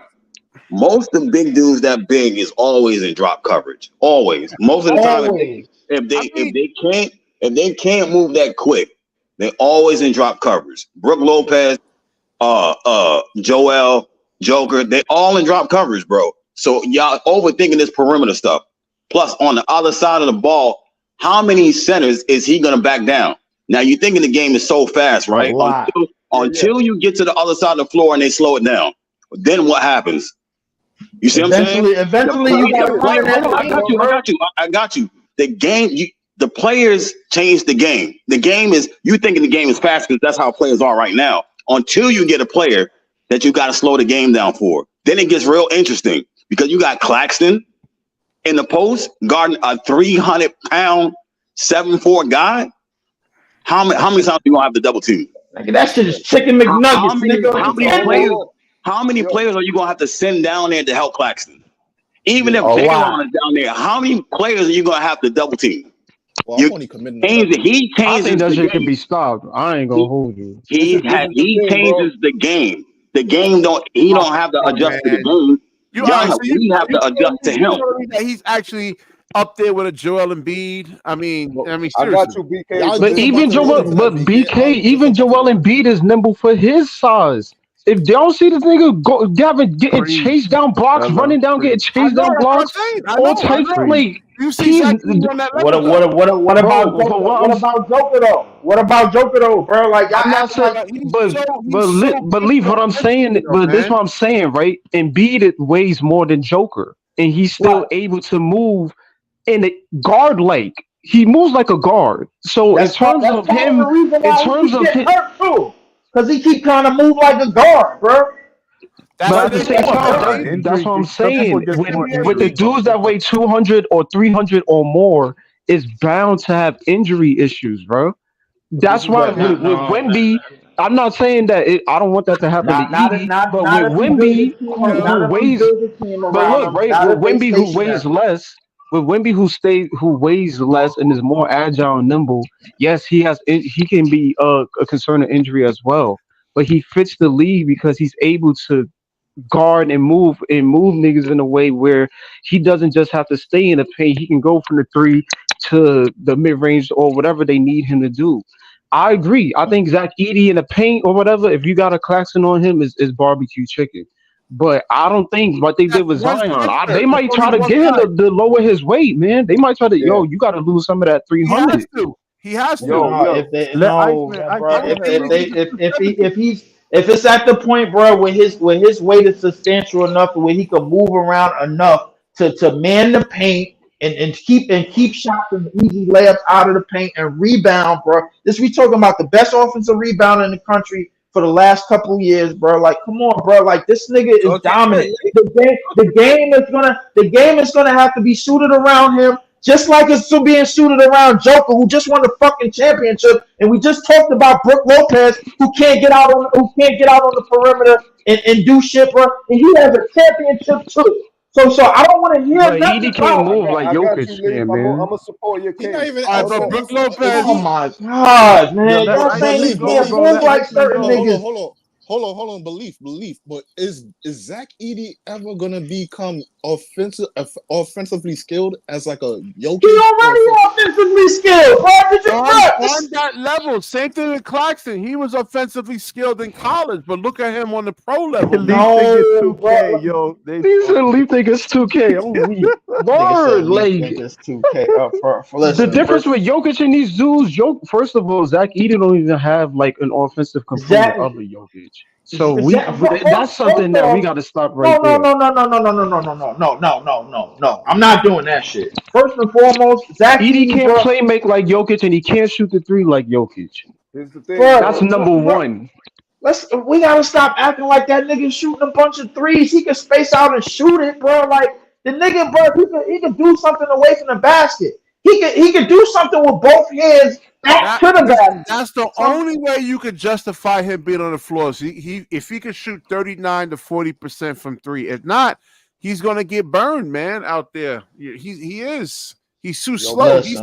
Yao Ming was a slow player, right? They have and if you watch him, back in his heydays, and they say he's slower than Yao Ming. He's not slower than Yao. He's not slower than Yao. I can promise you that, bro. Like he ain't slower than that nigga, bro. Like listen, these are what NBA scouts. I don't give a fuck what NBA scouts is. NBA scouts are stupid. They fucking dumb, bro. Like because like we don't even know the names of the niggas that they gonna put before him for him to be a late first round or second round pick, like they saying. Them niggas are dumb. They don't know what the fuck they talking about. They go off an analytics and they let calculators draft them. Stop listening to them niggas. They're not really getting into this offensive bag, but I mean, they're saying, listen, he's slower than Yao Ming. If you look at Yao Ming, he's not slower than Yao Ming. I'm looking at here. I'm just looking at these him playing right now. He barely looks like he even can get up the court, man. I mean, BK on the highlights. Yo, BK, I got you right here. Listen, highlight merchant right here, boy. Listen, I don't know if you heard Adam Silver, right? He's been getting complaints from the fans, like whatever statistics, that scoring is too easy. So if you're noticing, like the big man is coming back. You understand? Exactly. So that's why you're seeing Zack Edey come. You're seeing Alex Saw. He's gonna get drafted.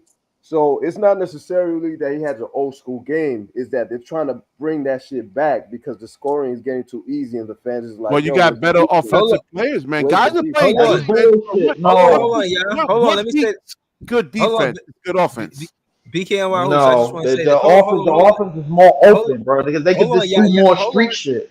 Hold on, y'all compared them to Yao Ming. This is Yao Ming's stats. Rookie season, he averaged 13.5 points. He started 72 games, but played all 82 games. I'm just saying. Yao Ming, 29 minutes a game. He shot 10 shots at the basket. He averaged 8 boards for the most part. Averaged almost 2 blocks. You think CD putting up those numbers his rookie season? Easy. We don't know.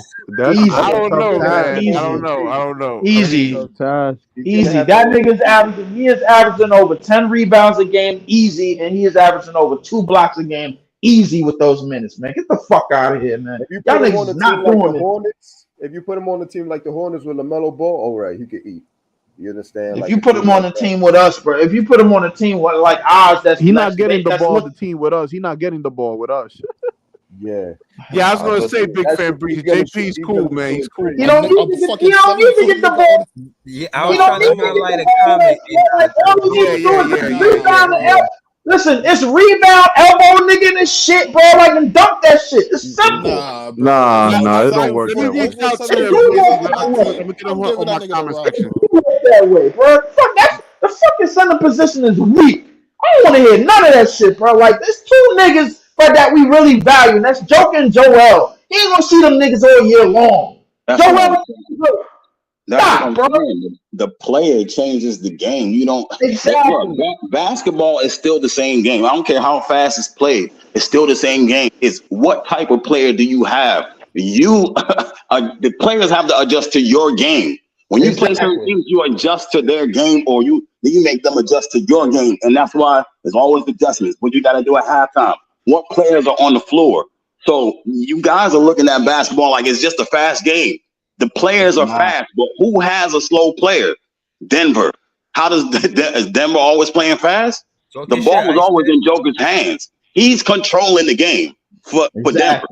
You see what I'm saying? If you got a Joker, that's not every team though. Like, hold on, JP. Look how long it took Joker to actually get to where he's at now. Hold on. It is for every team. It is for every team. When we look at our team, for instance, Ben Simmons, he was controlling the game for us. When you go to Memphis, John Morant controls the game for them. That's how to get. That's how every team. Boston, JP and JT controls the game for them. What type of style of play do they have? Yeah. That's how the teams go. No, what but player hold do you have Yo, that Iceman, controls the game for you? So you really think the Brooklyn organization is gonna bring a rookie Zack Edey and give him touches? Bro, nigga, he gonna earn touches, bro, because he gonna stay on the rebounds. He gonna stay on the rebounds, bro, and he gonna man the paint, bro. He's gonna give it to believe. Bro, but all this is irrelevant because they not looking for a pick in this draft anyway. We probably not even get him anyway. Listen, all I'm gonna tell y'all niggas, let that nigga land in San Antonio or in OKC, bro, and he playing next to Cheddar Wemby, and y'all gonna see NBA front courts get fucking cooked. I'm telling you right now, bro. Like I swear. Yeah, because you're gonna be next to two people who can stretch the floor. Listen, and he's gonna be over here with Clowney, bro. Like, what are we talking about? The Clowney is our foreman. He is our foreman for the future, bro. Like, if nothing about last game don't tell you that nigga's our foreman for our future, he is. This nigga had some Wemby shit. He had 7 blocks. What are we doing? That's one game, bro. College level, but I get what you're saying. There's a difference, man. I'm telling you, there's a difference. Now, BK Hoops, this is what it reminds me of. It reminds me of Ennis Canner. You remember? Same shit. It was the same. Stop. I mean, they're not the same players. They're not the same players. It was the same thing with Taco Fall, too. Another one. Taco Fall's another one. He's not even in the league right now. Y'all call Zack Edey in his candy? Oh man! You see the names of these niggas? I believe in Clowney though. I'm catching out the Clowney, but not Zack. I believe in Clowney. What are we doing? I'm not saying he's like him. I'm saying like the difference. Like he was dominating in college, but when he had to adjust, you know, it's not like he didn't stand out, but he had to. All right, so with Zack Edey, you know, they don't really post up much. Leaf. I mean, we got to see more of a face. I understand that. Look, all I'm looking for is somebody, bro, that's gonna be a man the paint without question. You remind me of Greg Oden. Y'all remember Greg Oden back then? Like dominant. You lying. But can that fit in today's game though? That's all, man. We gotta see. Oh my god, bro! I can't see. I can't do this shit with this nigga up in here, man. Because he think everything is a negative, bro. We should go. Ain't no direction, bro. Like because everything is a negative when it comes to this nigga, bro. Like because everything. That's funny coming from you, Leaf. I ain't gonna lie. We can't have question, bro. Like because he ain't skilled enough. I said, all right, let's move him out. So all right, let's bring in Zack Edey, bro. Like, okay, all right. Zack Edey because he's too slow. Everything is a fucking weakness in the game, bro. Just look at the top centers. That would be telling BK Hoops all the time. Look at the top centers around the NBA. Do you ever see Zack Edey get into like that kind of a level, though? Yes. All right. I mean, time will tell. I'm just going by with the scouts. I could be wrong. Listen, Leaf, I could be wrong. I'm just telling you what these scouts actually are looking at, bro. Hold on. I'm gonna ask BK and Wild Hoops the same question. How well do you think Sengun will be in the next 2-3 years? Ooh, you see him now, man? I mean, you know, he gives you a combination of like big man skills and guard skills, man. He's gonna be tough, man. Let more of these 7'4" niggas come in the league. That nigga Sengun gonna be fish. I'm telling you, bro. He's be easy, man. I mean, Jokic could Wemby in the past matchups, and he 4 inches shorter than him. Everybody cooked Wemby for the first time, bro. The second and third time, that wasn't the case. And who better in the next 3 years, Zack Edey or Sengun? Zack Edey. I go with Sengun. What the fuck? What the fuck, Leaf? Yo, come on.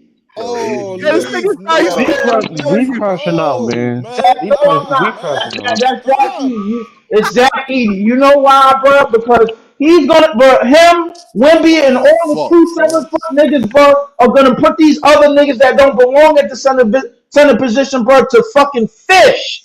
They're gonna I don't think just because you 7'4", that diminish other. I think he just looking at his That's height. I agree, exactly what it LM. That's means. it. He just looking at That's height. exactly what it means because these No, it niggas don't, is bro. Because what you they still, do. as long as Jokic and Embiid is still playing, they not gonna be fish. How many more You years? still gotta go up against them. How many more years Let's they got hold left? on. Leave. Hold How on. many Let's hear the more years they rebuttal. got left? Hold on. Let's hear the rebuttal to Sengun. I want to hear what BK and Wahoo's feel about the Sengun. Zach. And He's gonna be Sengun sucks at defense He's gonna too. be better than Jokic in about 3 years, sucks man. at defense. Don't forget about that. He's nasty. I mean, don't look at the games, man. This He is is bullshit. That's bullshit. I don't believe a word of Sengun that. sucks at defense. Don't forget that too. Sengun, bro, gonna Dude is be nasty, man.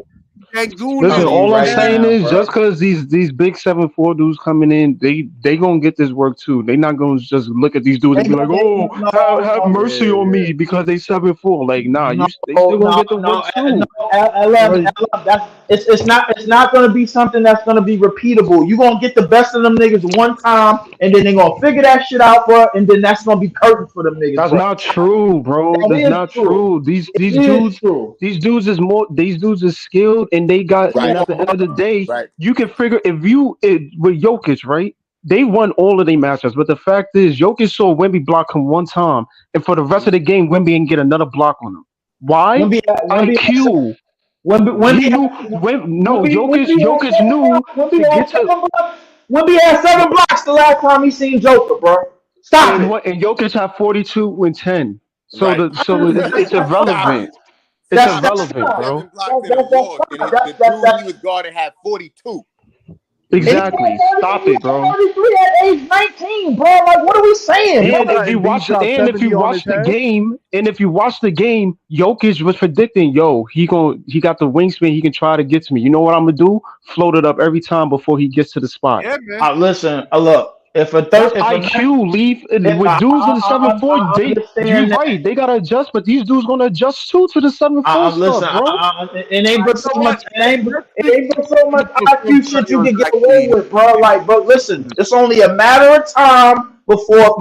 Listen, when we talk about Wemby, because Zack Edey ain't here yet. When we talking about Wemby, bro, we talking about the nigga that they trying to elect for Defensive Player of the Year already, bro. Why? Because that nigga is that damn dominant defensively. And I knew he was gonna be, bro. But a lot of these guys have like an in-between game, though, Leaf. They have like you was just saying, a pull-up jump shot, a floater. Yo, hold up. I mean, it's going to constantly keep them more. But I'm gonna do a film study on Zack Edey next week, man, and we're gonna see whether he can actually. I already know. I ain't looking for your film study. But let Jay talk. You can come on the live. We can do it together, man. We can do it together. I ain't doing that shit, bro, because it's gonna be all negative shit. It's not gonna be. Listen, we gotta be real, man. We gotta be real at the end of the day. Hold on, let Jay talk. I just was saying one thing. Wemby got more blocks in one season than Gobert got in 2 seasons. That's crazy. That's fucking crazy. ridiculous. That's crazy to me. That's crazy to me, bro. Because Wemby can actually guard on the perimeter too. You know, Oh he's my more god, mobile. bro. He's more mobile. I mean, he can. He is more mobile. That's true. Zach Edey is stiff like a board, yo. Okay, all right, fine. Then where's most of Wemby's blocks coming from? The perimeter or in the paint? Both. He's more mobile. If you watch his defensive highlights, he's going to the perimeter and he's blocking in the paint. It's not just either or. He's doing both. That's why he's able to get them blocks like that. Breezy has the Sengun numbers up right here, man. Y'all guys can see it. It's only going to get better and better each year. You know, he might get traded. But hold on, explain how you be better than Jokic, though, bro. You gotta explain that. No, he's just better at putting the ball on the floor. Can you show the highlights, Leaf, without getting like a strike or anything like that? Or Forget the highlights. Talk to me. Listen, I can do that. I can do it on my page. Hold on. I want to hear you articulate how Sengun is supposed to be better than Jokic in the next 3 years. Cover your ears, because BK Hoops is about to cap. Yeah, put the anti-glazing up. Why say it in the first place? Yeah, I know, JP. I mean, if we can get him on the Nets, I agree, man. Whew, man, we can get him on the Nets. He's one of my favorite players in the NBA now, man. Sengun. Oh my god, I love his game. You know, just, they said leave Edey. I mean, it gives you like it gives you guard skills and big man skills in one player, man. If you just go watch him, you know, able to put the ball on the floor, good ball handler for his size. Not to say he's Kyrie Irving handles, but you know, for a 7-footer, he can actually really handle the ball well. Footwork is impeccable. I mean, nah, we in the Glaze factory right now, man. Bro, this nigga he keeps saying Sengun. This nigga ain't even better than Sabonis. How he supposed to be better? How he supposed to leapfrog? No, I would take Sengun over Sabonis. You a damn lie. I would. Bro, you need to go watch that nigga Sabonis again, bro. I watched Sabonis for years. He's good. He's a nice player. I mean, I wish we had him on our team, but Sengun's ceiling is just Sabonis is taking the ball off the backboard, bro. Like literally running down court, dunking on niggas, bro. Like, what are we saying? Sengun can dunk on people too. Sengun ain't, man. Sengun is going to play defense and not. Sengun is going to finesse. Sengun is going to listen. Hit you with a fake. Finesse. Sengun caught a couple bodies. Sengun has caught a couple bodies. Yo, Sengun, hold on. Sengun got a nice touch, but his defense sucks, bro. For real. He's not the best defender out there. I mean, he's not the greatest defender out there. So we don't need defense no more. That's what we saying. I didn't say he's a non-defender. I said he's not the greatest defender. He can guard. He's just not. He's not on the level of a Wemby. How is Sengun is supposed to turn into the last 4 seasons that you see on your screen right now? I mean, yo, go watch the play, hold on. I just want to hold on. I want to give context to the conversation. In the 6 years in 3 years, so that'd be 6 years for Sengun, for Alperen Sengun, and 6 years for Jokic. In his 6th year, he averaged 26 points per game, 10 rebounds per game, and 8 assists per game. God damn! And you saying Sengun could fuck with that? I don't know, man. Yo, just watch him play, man. That's all I gotta say. You know, like I said, just watch. I don't want to believe what I say. Just go watch him play. I'm not saying he can't play, but that's a high bar you set, man. I don't know if he actually put the ball on the floor. He's much faster than Jokic. You know, offensively much quicker. You know, in terms of putting the ball on the floor. And y'all thought hold on. Y'all thought my take was delusional when I said Clowney can be better than Mobley. Jokic giving you these numbers while Sengun is giving you this. 280 something. Sengun is 243. So Joker's definitely got like a weight advantage. So why not get Zack Edey then? If it's about weight, then make up your mind. Do you want weight or do you want motherfucking a nigga that can put the ball on the floor and do all this shit but can't play defense? What do you want? All right, can Zack Edey score on this level like he can in college? We don't know that yet. We don't know that. We gotta see. It takes time. I mean, it takes time for these guys. But the thing is, BK, who the only thing we're telling you about your takes is everybody got strengths and weaknesses. So that could be Zack Edey could probably be a monster in the paint. I don't think so, but he could probably be a monster on that paint, pushing people out the way. You know, we gotta wait and see. He's gonna like be able Sengun can't play defense. If Giannis takes the defensive assignment on Zack Edey, you think he's pushing Giannis out the way? Easy. I've seen people move Giannis out the way. If you know to post up, and beating Jokic, he'll be all crashing out, bro. We are not. I ain't gonna lie. Big ass 7-foot nigga. I'm not. Bro, we have to like this nigga. Giannis is 6 foot. Nigga 7 feet. But Giannis ain't moving 300-pound niggas around, bro. Stop that. And Giannis ain't Jokic. He can jump. You think he not gonna send us eventually on one of them plays? Stop it, bro. That's what I'm saying. If you know to post up, though. He not always gonna get got every possession, bro. Like, let's stop. Hold on. Realistic on Giannis. Okay, so Giannis, hold on. Defensively ain't what he used to be, bro. Giannis, hold on. Giannis still can play defense to this day, but Jokic and Embiid be throwing Giannis out the way, bro. Giannis even all right, Brooklyn, you can have this. It's some matchups that Giannis don't look good. Everybody, it's the NBA. People make people look bad. It's the NBA. Which is one of the reasons why Giannis is still at the 4 and not at the 5, bro. If it was such a fast and up and down game, you wouldn't see niggas like Joker and Joel, bro, dominating the way they are. So Ivan, if Embiid and Jokic is throw Wemby, I mean Wemby, if them niggas throw Giannis around, Edey throwing them around? No, I don't believe in that, bro. I don't know what league you're talking The about. nigga Edey is 7'4", 300 I don't pounds. know. I haven't seen it yet. How many niggas can he not throw around, bro? I gotta see it to believe it. I'm not Joel cashing around, out man. for that like Like, Lakers. he's not doing that. I promise you that, Leaf. He's not gonna be able to just move Joel. All right, whatever, bro. But majority of the league, bro, majority of the league is not that fucking big. Exactly. You just gotta look at it like a majority of the league is not 300 pounds, bro. This the same I'm league. not talking about. I'm just talking about center matchup. I'm not talking about the point guard, shooting guard. Right, I'm talking about just center big matchup. Majority of the league centers are smaller. Exactly. Than 300 pounds. Than 300 pounds. Thank you. So this is the But same Embiid league. is 290. That's not that far off from 300. But this is the same. There's another guy, and after that, how many other guys are there? They ain't that many. It ain't that many. Thank you. So I'm just talking about. I'm talking about just those two specifically. But if you want to argue Giannis, cool. But those two specifically is not that far off from 300, bro. No, you gotta go to. I don't even say Zion for that matter. But this is the same league that told Zion to lose weight, bro, because he was running through niggas too damn much, bro. At 6'7", 285 I just said that.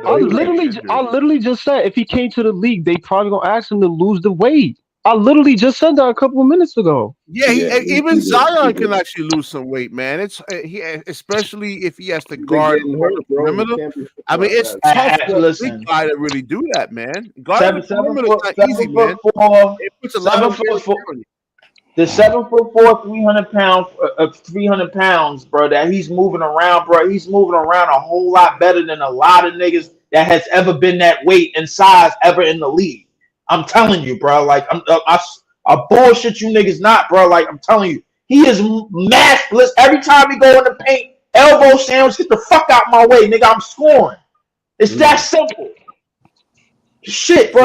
I don't think every time. I don't think that. Yeah, bro. I'm not saying that, but what I'm saying is, it's not every time he gonna do it. Like eventually, a nigga gonna get got. I seen Isaac block Wemby. I seen Gary Payton block Wemby. Like it's not. I'm not saying that you wrong. Yeah, he probably is gonna do that the majority of the time. He gonna get his. But every time he gonna get got one of these times. Wemby is a $190, bro. Like let's get that out of the way, bro. Like one, like two. Like we see Kobe block Yao Ming, bro. Like I think it's just a matter of heart and height, bro. You name it. You naming top tier niggas, bro. Like listen, the league. But it's not about the top tier. It's about the heart, bro. If you looking at a 7'4" nigga and you scared in your boots, then what the heck good are you? Nah, you gotta take that matchup. He's not. I mean, you looking at a 7'4", 300-pound nigga, bro, for the first time in your life, my nigga. That means that hey, bro. If he was this great, he would be a #1 pick, man. And it's a bad draft. Nah, there's more to it. He close to 23, bro. They don't put players like that. They had him projected as someone as #2 He's 20. One mic, yeah. He's 21 years old, bro. He's a back-to-back player of the year in college. He only did this past March Madness. He only did some shit that's compared to the fucking Kareem, Kareem and a couple other niggas. His strength is posting up, right? They don't post up in the NBA as much. We got to see more of a face-up game from him. I'm gonna do a film study on him, man. Leaf got me like, all right, now Leaf is like, all right, I gotta go really, really watch this guy. No, his game is post up though. BK, you're right. You're right. What's that? You're right. His game is post up, but they don't. They not filming for him because his game is not really what the league requires in this day and age. But I think he can still dominate though. 2000s, yes, man, but he can still dominate. But the Iceman point, I think he can still dominate regardless because they do have a point, and they gotta. Yeah, because they do got a point. The league, as much as they got to adjust to the league sometimes got to adjust to the players too. So if Zack Edey come in doing some craziness, realistically, the best part of his game is his rebounding, bro. Who gonna get a fucking board over this nigga? That's the first thing, bro. Like, who gonna get bored over this nigga? Wemby. That's the only person I can think of. Yo, hold on. My thing is a copycat league. So if he could come up and do that and like post it back to basket and win a championship, people gotta copy that. But like my son Day gonna get a rebound over hold on. Edey. If you look at Your son Day gonna get it. hold on. I'm gonna get up out of here and get some sleep, man. But good talk to you guys, man. Nigga, Day-Ron gonna get an elbow. Listen, Day-Ron gonna get fucked up while he go down there trying to battle that nigga, bro. I'm telling you right now, bro. I'm gonna holler at you, man. I'm gonna get on out of here. Hold on, y'all. I want to say shout out to BKNY Hoops. I seen him on Nets Fans, that was a dope episode. I was watching it earlier. Shout out to him. Subscribe to his page. Again, like I said, we all growing the Nets fan culture. Shout out to everybody that's here. Shout out to all the Nets fans all across the world, and subscribe to BKNY Hoops. Thank you, Breezy. Thank you for that, man. All right. Word. So check you out later. Hold on. I want to say this to the panel, to the conversation of Zack Edey. Again, remember, I'm saying all this to say that it's easier to sign Claxton opposed to trying to do all of this fucking Mission Impossible shit to get Zack Edey. I want Zack Edey, but I'm just asking how we get him, not whether or not he could play the game. I already told you, bro. Somebody say he gonna go to the first round. You just say he was back-to-back player of the year in college, and you trying to tell me he's gonna fall in the second round? Like, come on. Listen, hey, that's what these dumbass goddamn GMs and scouts is talking about, bro. With all the fame he's getting right now, bro, that's impossible. He's getting in the first round, and this he's getting a lot. Yeah, I you know what, Ice? I want to agree with you that he's getting a lot of notoriety, fame, all this other shit. But the fact that the GMs and the scouts are not necessarily moved by what he's going to bring on the NBA level enough to not only to draft him in the first round, but enough to sign him. Not all draft picks get signed. That's the first thing first. Not all draft picks get signed. They get drafted, but they don't get signed. The thing is, you got to get signed. So if you get drafted and you get left on waivers, now another team could pick you up. Another team could pick up those bro, you're not signed. It's easier to sign Claxton and do or try to figure all that out. It's easier to give Claxton $25 million, bro, than to just go pick up a nigga that could play that could be top 10 in rebounding and top 10 in blocks. Easy, bro. Like, and man the paint way much better and score on both sides of the block, bro. Like on with even hand. Which is something Claxton can do, but we're gonna pay Claxton $20-something million because he got a clothing line over here. I'm not saying how much we gonna pay him. I'm saying it's easier to sign him. I don't know how much they're gonna pay him though. Man, listen. The only way that happens is like if they traded to Memphis and Memphis gives us that top 10 pick they got this year, and we use that, and we gonna use that top 10 pick on Zack Edey. That's what I'm saying. Like, will Sean Marks do that, or he'll be like, nah, let me use that for a trade, you know? So listen, it's like, I'll be honest with you, bro. Like, everything points to, and Dylan said it earlier. Nets Press said it earlier. He said, if a sign and trade is possible, probably Luke Kennard in that pick is probably gonna come with it. Luke Kennard, no, I don't know about that. That's. I mean. That's a waste of trade. That's the sign and trade business, man. I mean, shit, what the hell are we looking for Clax? Word. He's worth more. What is Clax? What is Clax worth? Let's saying, bro. $19 million a year. That's fair. Oh, that's yes, man. If you could sign Cam Johnson, oh yeah, bro. Come on. Man, listen, look. I guess, bro. Like, I mean, listen. If we just talking about skill set, bro, like, then we can understand, bro, why a nigga could get $25 million and a nigga like Clax cannot. Now, so $19 million a year, bro. Like, for a nigga that's basically still gonna be a rim runner in most of his 20s, bro. Like, and never gonna be efficient enough of a shooter for it to be taken seriously. Never gonna be efficient enough of anything close to putting the ball on the floor and attacking and putting pressure on the defense. Never going to be efficient enough of a free throw shooter, bro. Like or any other type of score around. Hold on, Dang, I have that's a question for crazy. you, though, Leaf. Never going to be that. I He's want to have never a going to question be for you. that. Who plays like Zack Edey? He got no 3-pointers, right? Who plays like Zack Edey right now in the league? That's really that scores a lot. That's impactful in the offense right now. Who plays like Zack Edey? Sengun. But no, Sengun shoot threes. I think, if I'm not mistaken. I never watched Sengun hoop like Yeah, that. Sengun do. He'll shoot the 3 ball. I seen him shoot Yeah, the 3 ball. Yeah. I yeah. mean, listen. So Okay, they got no Zack Edey archetype, bro, in this league that's being successful like that. look. Well, he gonna be the first then, I guess, bro. Like so what? Like we not playing copycat, bro, just to play copycat. We playing, who has an elite advantage? Zack Edey is gonna have an elite advantage the second that he touched down in this league, and the second that he starts to get 25 plus minutes a game. He's going to have an elite advantage. His elite advantage is going to be rebounding and back to the basket on both and manning the paint. That's just going to be his advantages. Hold on, y'all. Hold on. I just want to say shout to the chat, shout to the panel. We've been here for 3 hours. Please hit that like button, push it, tap it, jump on it, smash it, whatever y'all want to do, man. Just hit the like button. Pause. And by the way, Sengun only shoot 1.8 threes per game. He's shooting 29% from three. Okay. All right. So hold on. Since we 3 hours in, you know what I'm saying, I want to get to the last part of the show, which is not necessarily my favorite part of the show, but it is part of the show. The Knicks versus Nets game tomorrow. We doing the pre-cap now. You know what I'm saying? So hold on. What I will say is they played a back-to-back. Hold on.